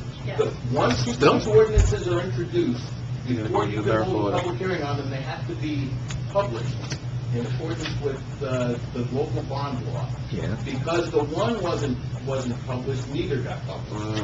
Aha. And the supplemental debt statement, which included both of them, did not get filed with the Department of Community Affairs. So after those two actions, You do it again. those ordinances will die this evening, and you will reintroduce the two ordinances.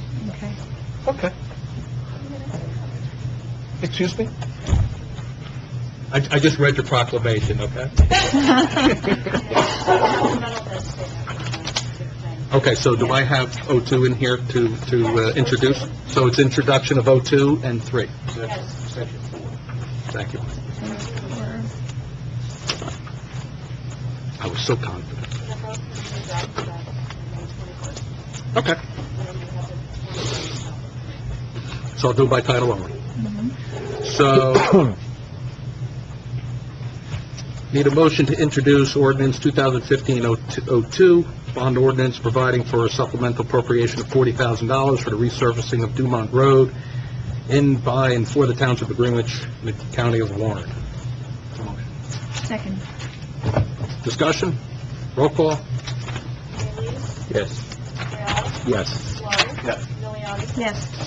Yes. And, okay, that's 03. Can I have a motion to introduce ordinance 2015-03, bond ordinance appropriating $858,500 and authorizing $760,325 bonds or notes of the township for various improvements or purposes authorized to be undertaken by the Township of Greenwich and the County of Warren, New Jersey. Motion. Second. Discussion, would you like me to read the items that this covers? No? I shall. Okay. Various road improvements of $250,000. Fire department breathing apparatus, $190,000. Fire department vehicles, $77,000. Police license plate reader, $30,000. Technology replacements, $20,000. Improvements to municipal building, on-site storage, $30,000. Security system, $11,500. Emergency generator, $75,000. Fuel dispensing system, $25,000. And heavy-duty dump truck for DPW for $150,000. Roll call? Yes. Yes. Yes. Yes. Yes.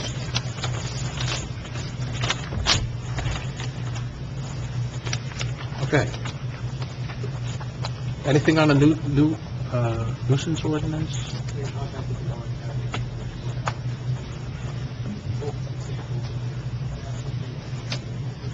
Okay. All right, so we'll do the nuisance ordinance hopefully May 21st. My last item is an announcement. This Sunday, April 26th, is Household Hazardous Waste and Electronics Collection Events, sponsored by the Pollution Control Financing Authority of Warren County. It's free to all residents. They have accepted electronics and hazardous household goods. It's this Sunday. Where's that? Where's the address? Where we go? Landfill. The landfill? Warren County District Landfill at 500 Mount Pisgah Ave, Oxford. I'm going to hold that a little further away from you. Go early, plan on being in line. It's called What Cheaters. time does man. it start? It is amazing, What they process. but they are a well-oiled machine, I'll tell you. They are. You're in that line Yeah, all we the have a time. When little you get up there, they get the stuff out of your car and you're gone. They do. They come in, they got almost hazmat material. It's impressive. Is that where they take the oil-based paint? Yes. Yeah, no, Oil-based One paint is bucket, so I included. really need this. You gotta figure pretty smart. I only have one little computer. Okay, that's all I had. Anybody go and want to take my computer? You got a computer? Give Tom? For the fire company, I need a motion for a blue light approval for Ryan Osmond. Make a motion. I'll second. Roll call? Yes. Yes. Yes. Yes. Yes.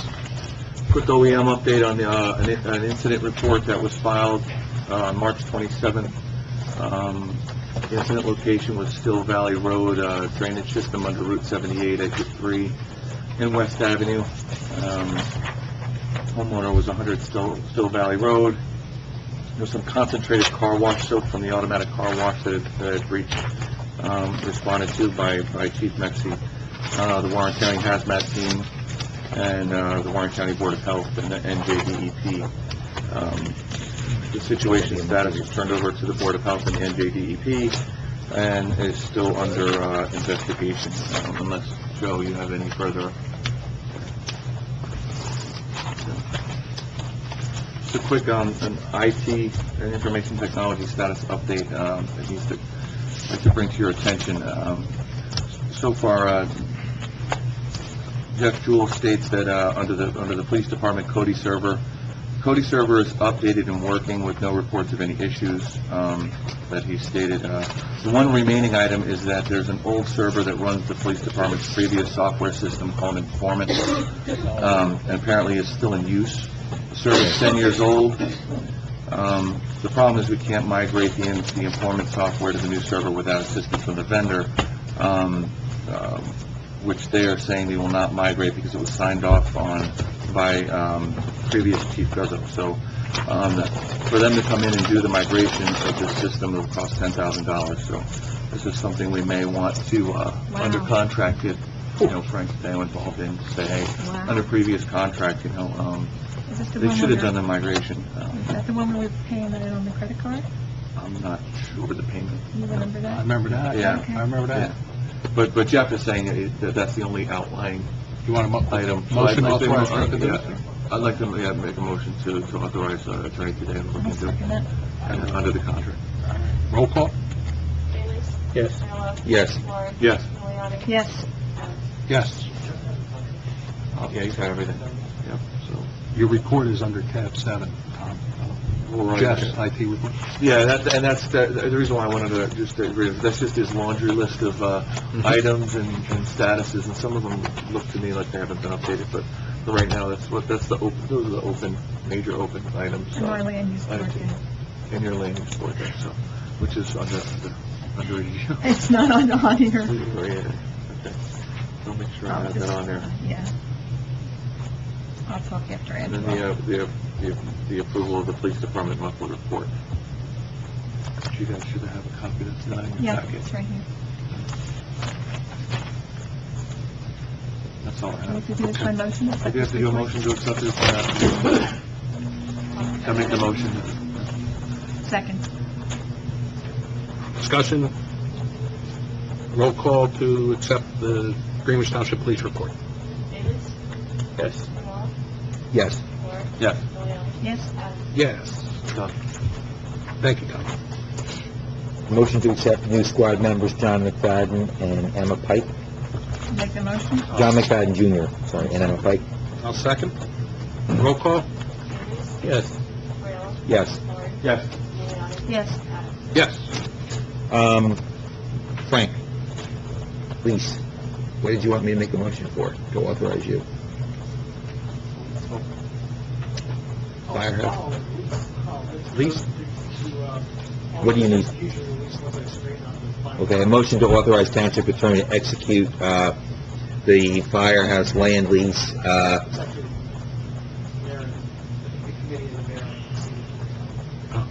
okay. Motion to authorize appropriate signatures, in order to finalize the, I'll make the motion. Second. Discussion? Roll call? Bailey? Yes. Ayala? yes. Lorick? Yes. Milioti? Yes. Yes. Motion to authorize appropriate for the fire lease. Anything else? You're good. Angelo, you're up. Okay, one quick walk on, the Memorial Day, neither Tom nor I, it was a last-minute, meeting, and neither one of us could make it, but I did talk to Craig, and nothing new, basically everything's the same as last year, but there is another meeting on the 12th, at 6 o'clock at the Legion. Wait a second, 12th of May, yeah, 6 p.m. at the Legion. When was the date of the first meeting set? Because I don't have any copy of anything telling me I that there was a think, meeting the other I night. think the Monday before, the guy from the fire department found out about it, and If they're running meetings for these things, and we're about to share, they should let us know that I know. there's a meeting. I had something I was doing, and Right. so did you. Yeah.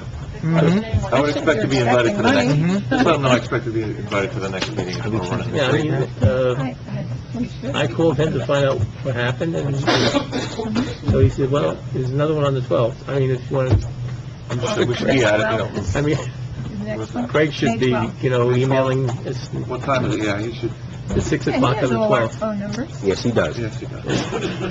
and it's not new. No. So let's make sure. They haven't found a speaker yet, but basically everything else is going to be, he said he's expecting a speech from you. 5 minutes. So, That's it? All right, I'll have to condense it.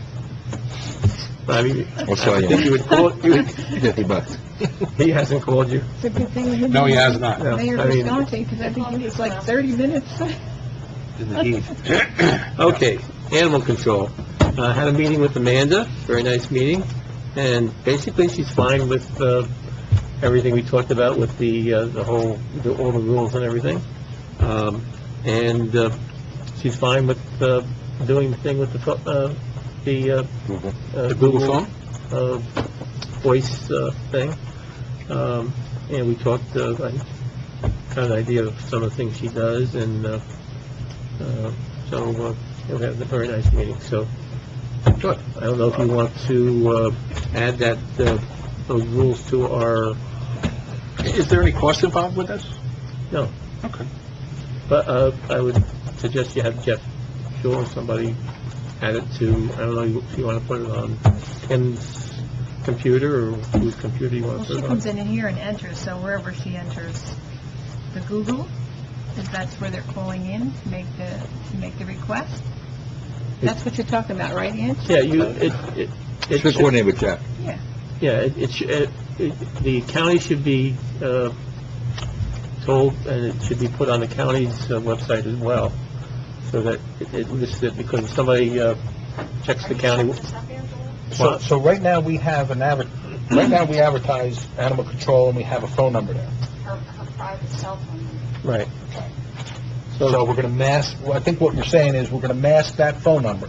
Right. With The Google number. the Google number, so it's not her personal number. So that we have a list of Also, how the many county calls lists come it, in. And the county lists it. so it should go on there too, But it still rings on her personal cell phone. but it still rings on her personal phone number. And in this way, we'll be able to get reports. So Google will need to identify her number for her to ring it. Just Google will have her number. Right.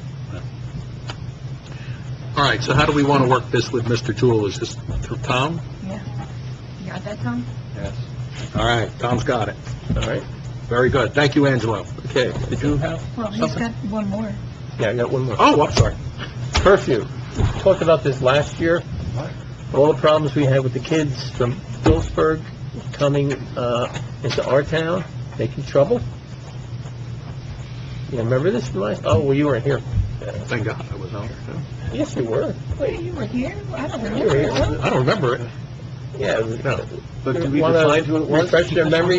Kim, about your experiences? I don't want to make an accusation that it was somebody that, Once the weather gets warm, the kids will feel Couple of things, okay. Do we know who it, No, how do we know it's the that kids from they Phillipsburg? just don't. They're not carrying their Greenwich Township card? I know, right? Are they card carrying? Come on. Phillipsburg children? Once the weather gets warm, the kids are here. Can we sell them a Greenwich Township card? I'm just thinking of revenue, another revenue stream. Serve ISIS and- All right, I'm sorry, go ahead. Phillipsburg has all year long a curfew, okay?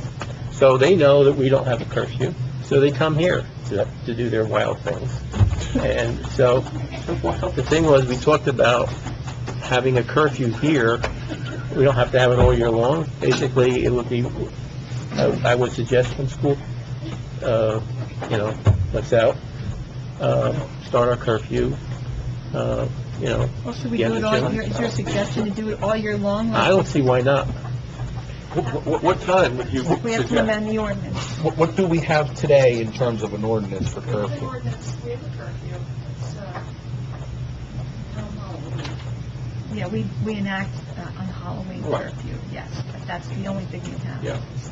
And do we have, is it something that warrants, we have like an outbreak of teenage fighting, crime, and stuff like that? Well, I agree with, that's the first thing. I don't We see have to, anything on we the, have to find out. I don't see anything on the report that Correct. says anything that, zero disorderly conduct for the last 3 months, You're not zero gonna have criminal it, mischief, zero, you're not gonna have it now because, all right, I'm just saying, is I Yeah. don't see anything to support.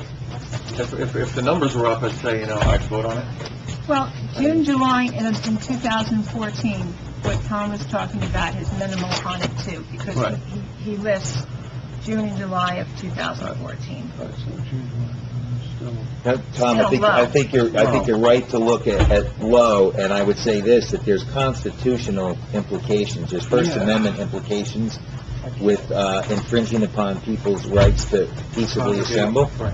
And if you're going If to I get a report. from do the chief something says like it's that. getting out of control, and I say we revisit it, but I haven't gotten that, so. I don't think we're anywhere near Yeah. there yet. If it's In one my incident, you opinion. know what, kids are gonna be kids, At some point, you're gonna come up right. I know in my development, we've had residents, having, incidents, I think Chief, can talk about a couple of situations last year Yeah. where, there have been some situations where, people have, confronted kids and, which they shouldn't have done. They should have called the police, but, they hang out at the gazebo and drink beer and do all kinds of stuff. Are there any incident reports? Are we filing anything, calling? I mean, it would be reflected in the calls. Is anybody calling? I mean, or is it just people looking at it and it's hearsay? The problem is that when it gets dark, you can't see them, right? You know they're there. And the people, are concerned because if they call in, then they're afraid that they're going to. One of the things that happens is the residents will find that their mailboxes get opened up or flipped open or whatever, or dumped over. There's stuff that happens that they don't want to bother because they don't want anything to happen to their houses. We have our multi-purpose field is a popular place for kids to accumulate. And that situation that happened back right here in the back with that Ken experienced, where kids were... Several years ago. That was last year. Criminal mischief for an entire 12-month period is 12 incidents for a whole year. What is our ordinance for the curfew? Is there a set time? 15. What is I'm our, sorry. What's the punishment for missing the curfew? I mean, right? Tickets for JD cards, Yes. YD cards? 7 o'clock. It's a Just 7 in p.m. October through November. Just that? Just for Halloween. Just for Halloween, Yeah. and that's a 7 p.m. curfew. Right. And what is Phillipsburg's curfew? Does anybody know? I believe it's probably 10. 10 o'clock. And when is Home Depot and ShopRite closed? And McDonald's? McDonald's is 24 hours. Correct. Home Depot and ShopRite, well, ShopRite's 11? like 11, but Home Depot is 9 or 10. I can tell you, just looking at the police report and the extremely low numbers coupled with First Amendment considerations, I cannot support that at this time. June, July, all.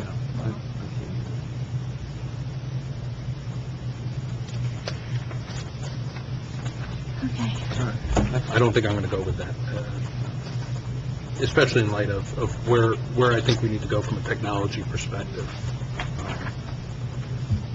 Okay. All right, well, I just Did you have a, go Yeah, I ahead. had, the Land Use Board is looking to upgrade computer-wise, and I've spoken with Tom, and what they're looking for is a Dropbox to have people who make applications to the Land Use Board and be able to put their presentations into a Dropbox, and then any one of the members, well, all of the members should be accessing the Dropbox to view the reports rather than the paper and the printing and the stuff and everybody bringing it home and the clutter. And while some members like the paper, there are other members that prefer not, and I think it's more of a generational thing, but it's okay. We can begin that process. So, actually, I like both. It's a transformational change. Yes, I like both. I like to make believe I look at the computer, but I really read the paper. So, Tom and I are going to be working on that together. I'm sorry, I left it off the report. That was on his summation thing. Yeah. And so far right now, we have no updates on the COA, the Highlands, or farmland preservation, or any of that stuff. Although there's a lot going on, there's nothing to update on. You get that. So that's all the things that I usually handle. Okay, Mr. Finelli. You have 5 minutes remaining. I think it's 11. And you got a big stack of books over there. Well, okay. I suspect you got flooded by stuff from me over the past week, including as late as this afternoon. You've been busy. Mike, the emails were great. Yeah, I don't. Let me tell you. I'll explain this. Always good, light reading in the afternoon before the meeting. Yeah, he's a killer.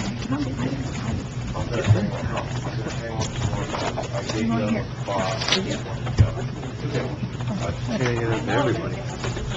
Yeah. All right. Real quick, this is probably the item we're taking along. What, you want to do this right now?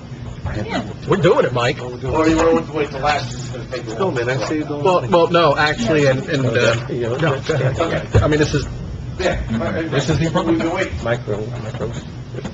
All right. As authorized by you folks 2 months ago, we prepared a roadway evaluation analysis and a summary report. Okay. 350 versus $7.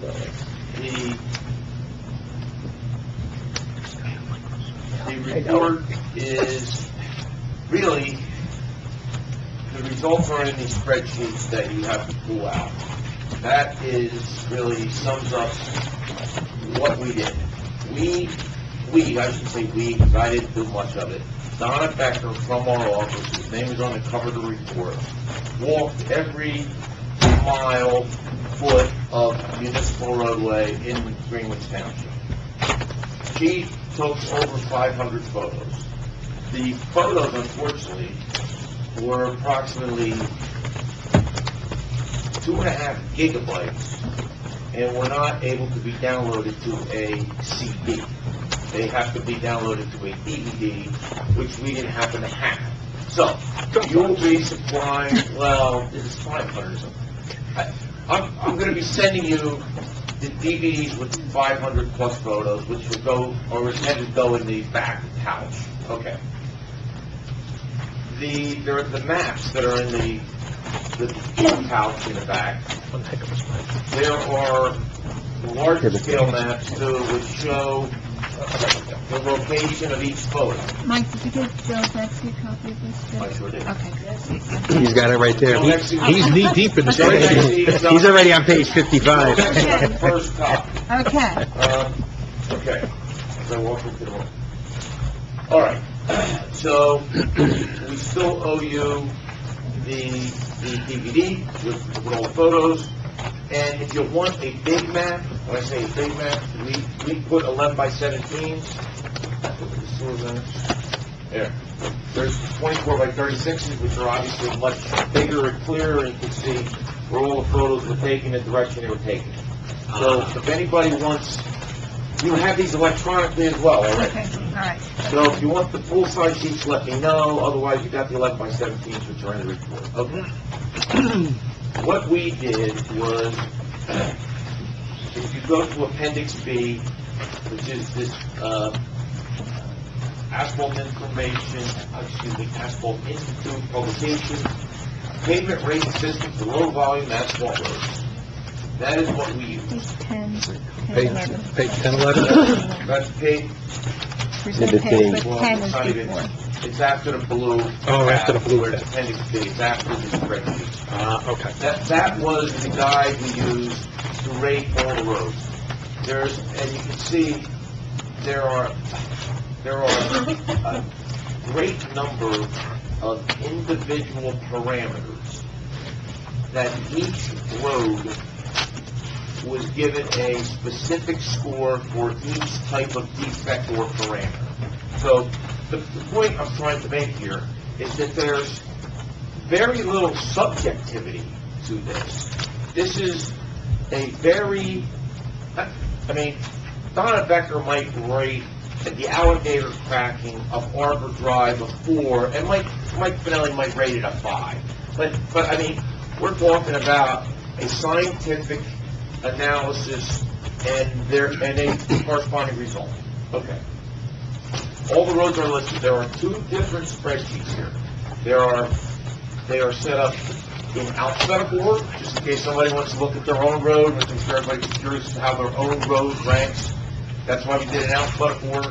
But more importantly, the first spreadsheet, and you can see the amount of data that's in here. And the fact we pulled this off in 2 months is almost a miracle, but it is. It took us down to the last day to do it, but, It looks like a lot of work. well, it's walking every inch of the roads, and, I mean, you can see just So, a mass of Yeah. data. All right. you want to walk us through one example in the Alpha sort? If you want to do the, okay, let me just finish my prior comment. Sure. Yeah.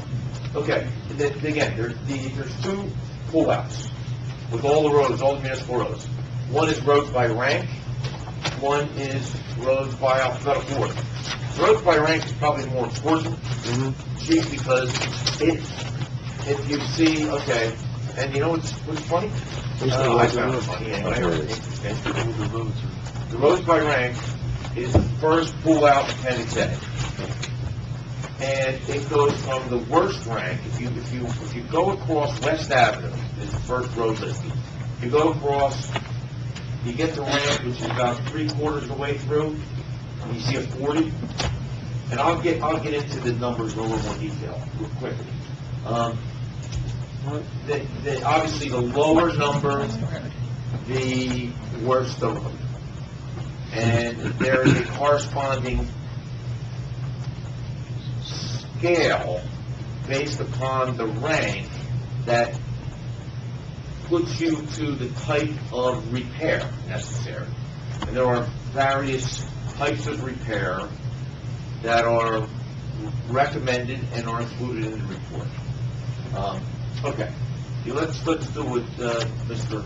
Mayor asked to real quick.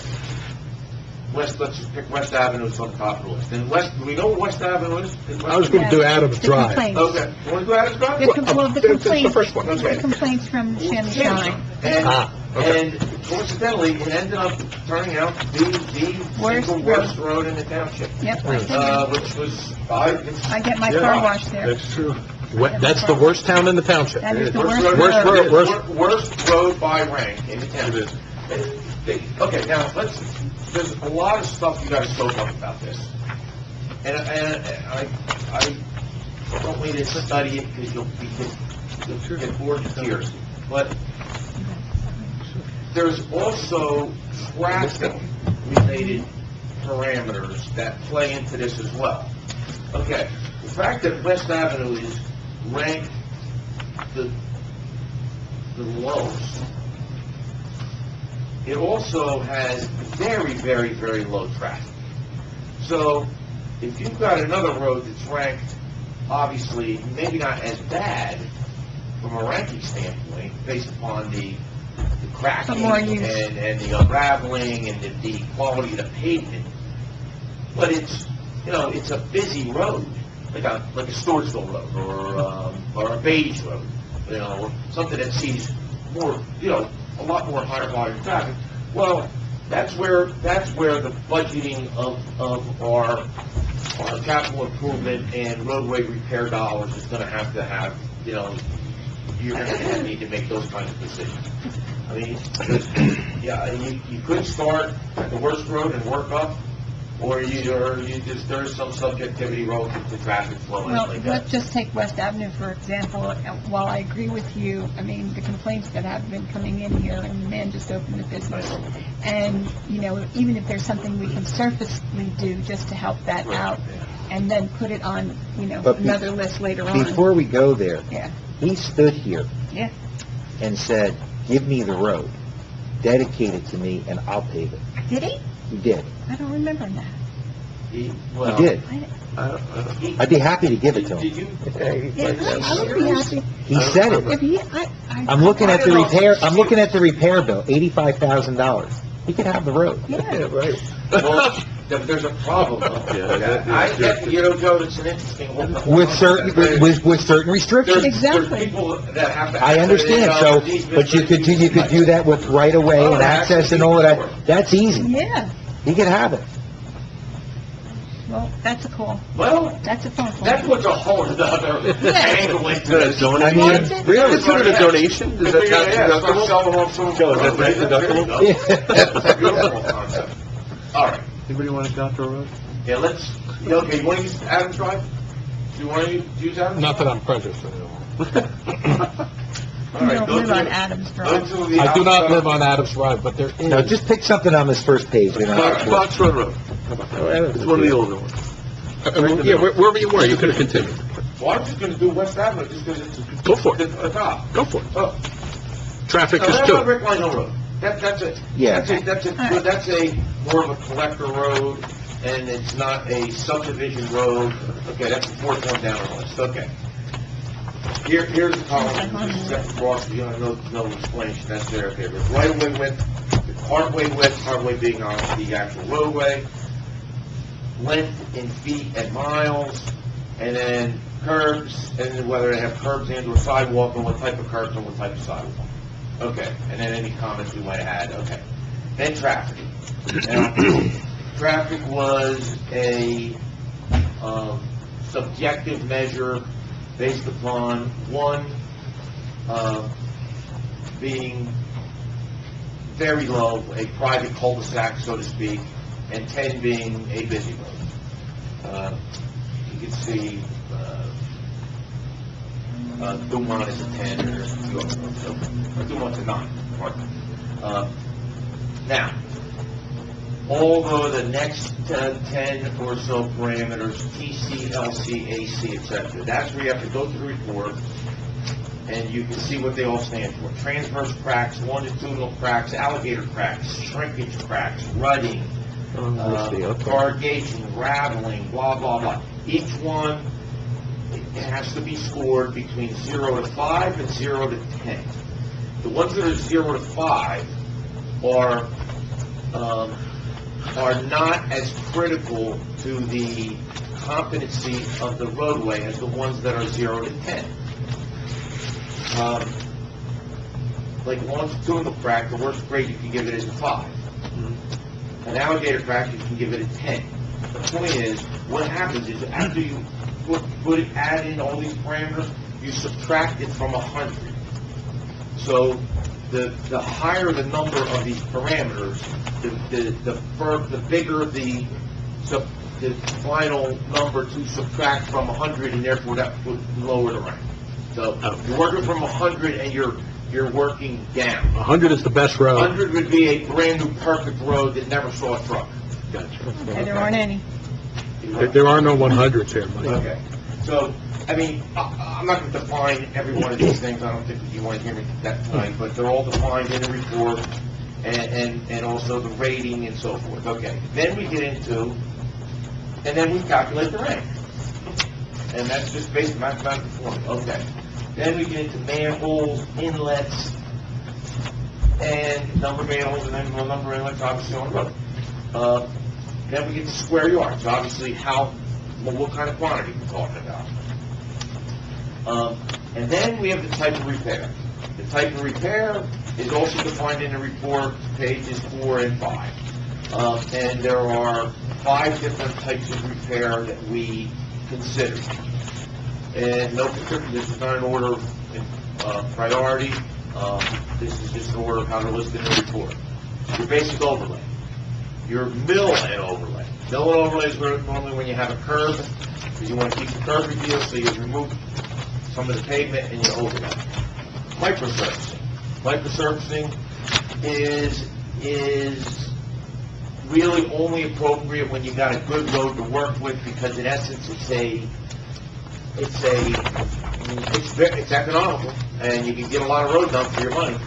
But you need to have a good quality road surface there to be able to microsurface. Okay. Anything 80 or up here. Yeah, and again, they're defined in the report. You can certainly read them, only in the paragraph. Then you get hot in place recycled asphalt and cold in place recycled asphalt. And those are 2 other methods that are kind of an inline process that occurs with specialty equipment, but it's more modern and very effective.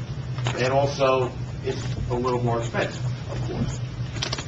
What we did is we have unit costs for each type of repair based upon the square yards, and in the very end of the spreadsheet, at the very end, you take the whole thing out to the right, the extension. The type of repair was based upon the rank and grade of the road, so that's how we specified the type of repair. Then we use the unit cost for that specific type of repair, because each one is a little different, and we get the cost. You have here the grand total? I didn't see like the, I didn't see it. I was just curious. We could actually... It's 3.8, it's $3.8 million. Is that what it is? That's what it is. The only reason Come on, Mike. Oh. No, it was 3.8. I was shocked. You added it up? I did. Because, Right here tonight, In my head. No, at home, I saw this and I said, I need a total. I don't see a total. the reason I asked, if you remember before you finished this, I was trying to figure out, I said, if we were to pave the entire town at once, what would the cost be? And you said, and I said, well, what's the cost per mile? How many miles of roadway? You estimated at $4 million. So when you got done with all of this work, you were only off by $200,000. That's what I was doing. I was just wondering, less than $200,000. I just wanted to see how close you were, so that's pretty impressive. Very good. Yeah, I did. I remember saying that. I remember it too. You know, I was just so concerned about making sure this was done for tonight, and I never even, and it's in Excel. This is great. You can sort it and everything. For us to, well, yeah, we also did another sort by traffic too, which isn't in the report, but that's more internal. Jim, you could do some pivot tables tonight when you get home. I saw Joe's pivot table. He already has a big pivot table going on his Pivot iPhone. tables tonight when he goes home for fun. Okay. Play that number. Now, here's, and again, the DVDs we still owe you. If you want the full-size sheets of, which is a lot better. Again, here's just to look at it versus the 11 by 17. That shows you, that's I think, roadways with all the photo locations and with the directions. and I think as we start to do this, I mean, you're right, we're gonna have to, this has to be the starting point. You then have to take into consideration road usage. Yeah. And the other thing is, I mean, we got, Joe was talking about, we gotta get some of the sewers fixed first before we start paving, which isn't, a consideration, but we have to coordinate that. And the other thing is, there are certain roads, like in our development, that I'm hopeful that the DEP, if we can get them to pay, I'm sorry, the EPA, I forgot, it's federal, I'm sorry, the EPA. So, we could maybe pull 5 or 6 of those, and I was surprised to see my street on the first page. I didn't really think it was that bad, and it's almost $40,000. It's almost $40,000 just for that, right there. It's very expensive. Yeah, It costs a lot of money. What's the longevity of this report? How long is this, do you expect most of this information to remain intact? What's the wear rate? What would you think you'd have to do something like this again? 6 months, a year? I mean, that's what I'm saying. That's what I'm saying. It's like, the degradation. I don't know what the degradation. Oh, all right. So these roads won't change technically? Okay. I mean, if hypothetically, we do nothing in 5 years, which is not going to be the case, because you guys have already budgeted money. Yeah. Well, then maybe you better revisit it 5 years from now, but that's not going to be the case. And as we upgrade, we adjust it? Yeah, so I gave Joe a copy when I walked in the room. I'm sure there's going to be, he's going to have some comments and thoughts. I welcome your comments and thoughts. This clearly, I gave Bob Morrison a copy, as a matter of fact, and I got him here tonight. It's an impressive report, I can tell. Donna Becker, God bless her soul, walked every line. She walked every inch. She's terrified of dogs. And we have a lot of dogs in our Yeah, we have a town. lot of dogs. She walked by your house? Well, she knows my dog. Oh, okay. Yeah, but, They're not exactly lap no, dogs. she was actually attacked down at Bryan Estates. Oh, really? That was her most, There's a black dog there that is, she got. If we'd have known that, she could have worked with the animal control person, and we could have done some kind of a report. Team up. So no, she spent a lot of time out there, and you'll see that from the photos, and I apologize that I haven't had time for you, but, so, okay, I'm I think this is what you were looking for. It's certainly an It is. analytical approach. It's not subjective. You can defend, what's here. It's up to everybody, let's be honest. Everybody wants those streets. They want their I know. First, right.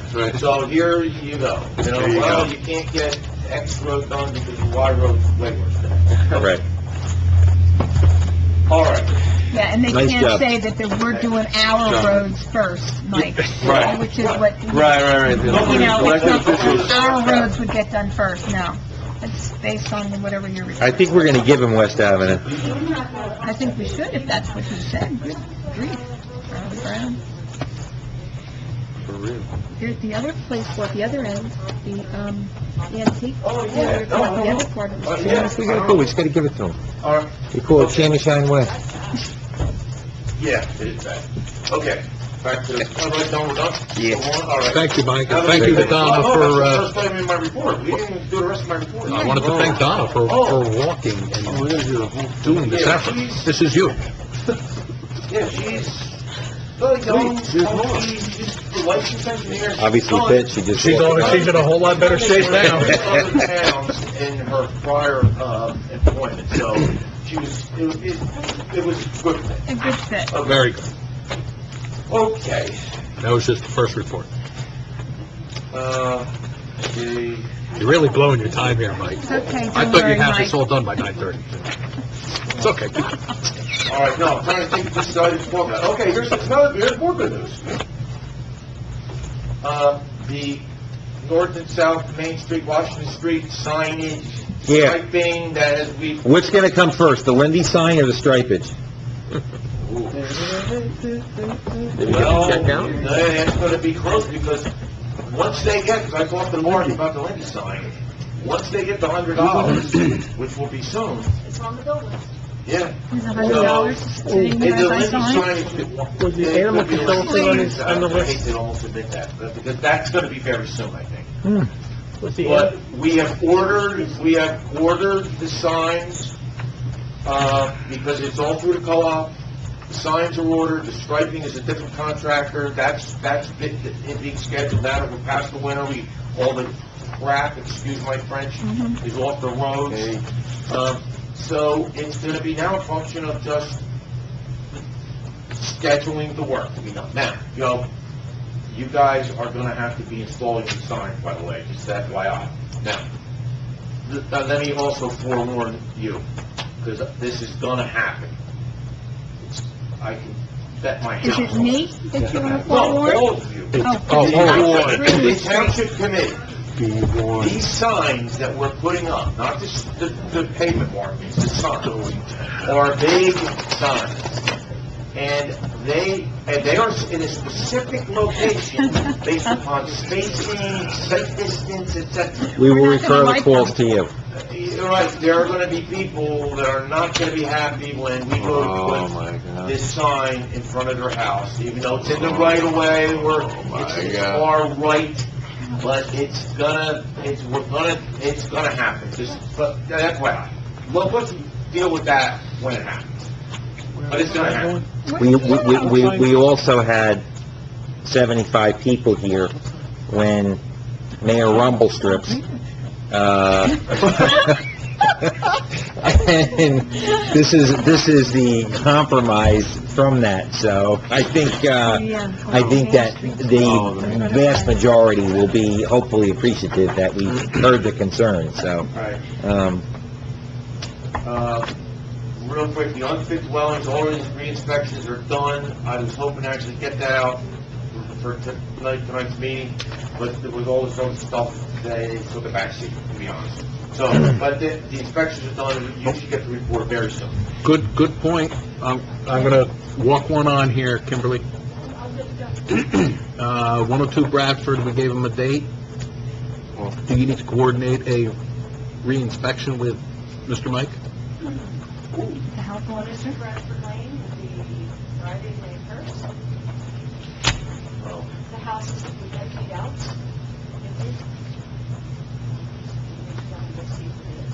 And they are to also have mow the grass.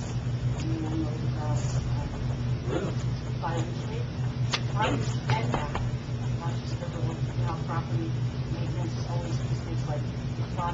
side. Yeah. Front and back. Well, they have like a small backyard out there. Yeah. But that's right, so they're lucky having a spec. So we have to go back May 1st, and after that, Well, I can't make it May 1st, so we'll Okay. just do it on. okay. And then after that, if they don't, then I have to go back to municipal court and then file the complaint, go back to the court, and they will be fined. And then it goes back to the X amount per day. Mike, while we're talking, Mike Draven, you emails, I put you guys in touch with that. Have you had a chance to take a look? I sent him an email and basically told that I needed to go out and take another look at it. But you haven't, so, No, I haven't. okay. So it's still on your to-do Well, list? yeah, but I know where he's not gonna be happy with me. I mean, he was looking for the developer to do it, the developer's small. And that maintenance bond is long. Well, we got litigated again, no, yeah, so it's either, and the homeowner's responsible for sidewalk maintenance. I know. So that, you know, that's another one you can, I bet, your house on, but, okay. Okay, so wait, we got 102 reinspection. You're not there May, but are you going gone for weeks? Or? Next week I'm going. Oh, okay. So I'm going to be able to, I can get down someone from DPW. Yeah. Okay, that's fine. I almost want to go out of curiosity. We'll take pictures. You send me pictures. Kim, call me if it's Friday. I'll be home. That was a horrible Still have thing. a nightmare. It's so horrible. It doesn't leave you, Mike. It's so horrible. That stuff that you brought into that house, it takes it with it. Anything run around? It stays. It just made me not be a dog lover. Nothing was coming. It's a lie. Okay, it does not appear, this is like 10 in my report, the DOT grant award announcements for last year's application were just made. It does not appear that we got a grant, which, again, I think we need to get the ones on. Sewer mapping, by the way, back in, here's set. Sewer mapping is all done. Yay! Blah, blah, blah. I saw that. Nice. I also have the lawn cutting bid stuff for you. When do they start? Joe can answer Next. that. Oh, the lawn, Excellent. Okay. Yeah. Excellent. talking about the lawn. Mike, who owns the property on either side of the entrance off the Dumont going into Home Depot? Oh, the Duma. Yes. I thought, when you called me the other day, I thought you were talking about the entrance off Green Street. No, Dumont. Oh, who owns the, okay, I was answering that question differently than Andrew. Oh. I thought you were talking about the access road off of Green Street, No, I'm talking about... because I said that was obviously toll brothers. Right, Okay. The, where the sign is, the sign for, Where you turn, there's a sign on Yeah, both, that's, yeah. that's why I was talking about the sign. Let me look. This is with Do you have a respect map? to the letter that you just... Okay, do you have a map, or do you have that map? Why don't we, That may, this is the map that you and Joe Maxey sat down with, and there's a strip for Grass DPW, cutting. the grass cutting, yeah. and we sent the letter on to, what's her name? HOA? Fran. Because we went with the, and we didn't know why we were doing it. All right, yeah, I'm just look. This happens to be the normal bid for the map isn't in here. I gotta look into it, to be honest. That's all right. tougher. I That's a thought that's tougher what we were question. talking about. No, when we talked the other day, I Oh, you thought thought it was I the one thought you on were talking the- about the on the road block. on Green Street, Kim? which that was clearly Toll Brothers. Okay, And so I'm sorry, I didn't know you meant the one off the Dumont, because I would have looked. okay. So, Yeah, 'cause that- sorry. But I think that one there could be the homeowners association. All right. I don't know. Wanna make sure. I All right. have to look at the tax maps. I do want to make sure, but we've never done it. Okay. Okay. All right. Okay. And, yeah, in closing, did everybody get the other information that we forwarded? Judgment, the other map from the other day, I, sewer stuff? A little more, oh, No. Oh, that. Okay, that's the, Oh, double. felines behind, as we say. This is... You know what, we get to where that goes, okay? Okay, and that concludes my report for tonight. I'll try and explain it to us later.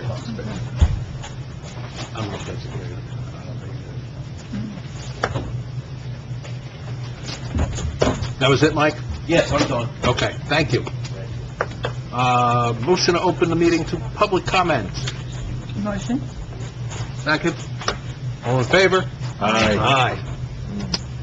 Those members of the, you're already here. Fred Cowell, 368 Hamilton Drive, 908-454-3237. All right? 1 month ago, I stood here, made comments on 2 letters sent to the Greenwood Township Association. At the end of the meeting, after public comments were closed, one councilman chose to hide behind his nameplate rather than face me in public, all right, and made a feeble statement that some of my comments were incorrect. All right? To date, I've seen nothing in writing, but support the statement that he made. All right? In the interest of saving taxpayers more money spent on some foolish lawsuit, right, to determine who has the bigger ego, all right, I thought I'd give you a further chance to make some more comments, all right? I worked for one of the largest companies in the world, all right, for 30 years. I spent 20 years in international, 9 of those overseas, all right, setting up operations and managing those operations, all right? I also prepared corporate tax returns there, all right? Today, I'm considered a professional tutor of business, all right, for beginning, intermediate, and advanced business courses. That includes business law, all right? I'm as qualified as anybody in this room to interpret any law, any statute, or anything that's here, all right? The HOA letters are highly prejudicial. I took a hard look at them after you made your comments, all right? If you had any knowledge of New Jersey corporate laws or nonprofits in general, all right, you would know that many of the bylaws convey a right, but not an obligation, all right? And that's a fact. That's corporate, all right? Both clauses cited in the 17th letter, all right? They say that. You even stated when you quoted it, it says they have a right, all right? The bylaws cited are standard language in all HOAs and condominiums, if you look at New Jersey statutes, all right? In fact, the township has some of the same language in its own ordinances, whether you know it or not, all right? Unless the writer had any kind of legal power we don't know about, all right? Both letters redefined owner-operator, all right? The 2 ordinances cited do not apply to the HOA with regard to homeowners' private property, all right? I'll read you a statement. Common interest property is a term that refers to commonly owned areas in a real estate community. Such property can consist of commonly shared walls, typical of many condominiums, playgrounds, clubhouses, simple drainage, retainage areas which serve the entire community and which are commonly owned by all homeowner associations, whether they manage condominiums, towns, single-family detached homes, and they are formed out of the need of management and responsibility for these common areas. All right? So, the law is very clear. HOA was formed to provide for administration, maintenance, preservation, and control of the common and open space. All right? And this purpose had to be, and was approved when they set it up, by the township, if you look at it. All right? So, the writer clearly got many items wrong on that letter of the 17th. The laws of New Jersey further state that the property owner is responsible for maintaining their property, all right, or in the case of foreclosure, it is the main creditor, the bank, or the main title holder who's responsible for the property. Accordingly, all notices of violation are required to be sent to the same. All right? This also applies to all rental properties. The lessor is responsible for any violations. All right? The most damaging evidence in both letters could be construed to be giving legal advice to an HOA member, all right? And it states that the board of directors are in violation of its own bylaws. It does state that, all right? Unfortunately, and I'll say to the writer, the township committee has no right or power whatsoever over that. I'll read you an excerpt from a letter from the Department of Community Affairs, all right, to an HOA homeowner who sent them something to complain about their HOA. Excuse me one second. Please note. Excuse me one second. Department of Community, yes. Excuse me, one Yes. second. I let you finish your statements Yeah. on the 9th or the other time that you were here, Right. okay? I would ask you to be brief in your comments. You're Okay. now over the time limit, I'll okay? finish it. Thank you. You want me to finish it? All right? Letter 17, all right, was writing two things, all right? I'm a taxpayer and I have rights, all right? I know what those rights are, and I hope you know what they are, all right? As the letter 17 stated, I'm putting you on notice that I will seek all remedies available pursuant to the laws of the state of New Jersey, including contacting the state attorney general, the Department of Ethics, and Warren County Prosecutor's Office, should those letters not be retracted, all right? And the homeowners given proper instruction as to who's responsible for foreclosures and rental property. Thank you. Thank you for your comments. Any other comments for public comment?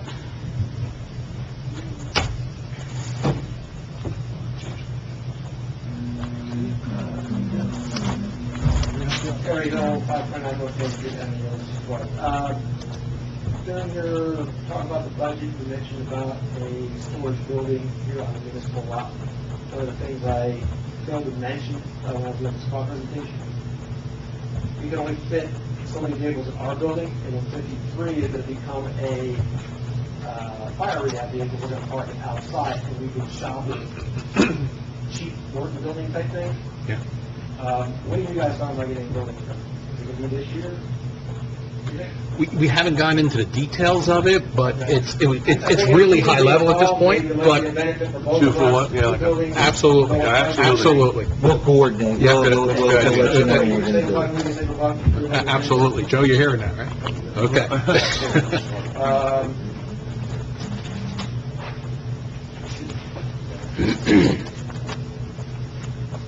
The size of the signs that Mr. Canelli was talking about, we have any idea how, we're talking large signs, any idea how big they are yet? 3 by 3. 3 by 3?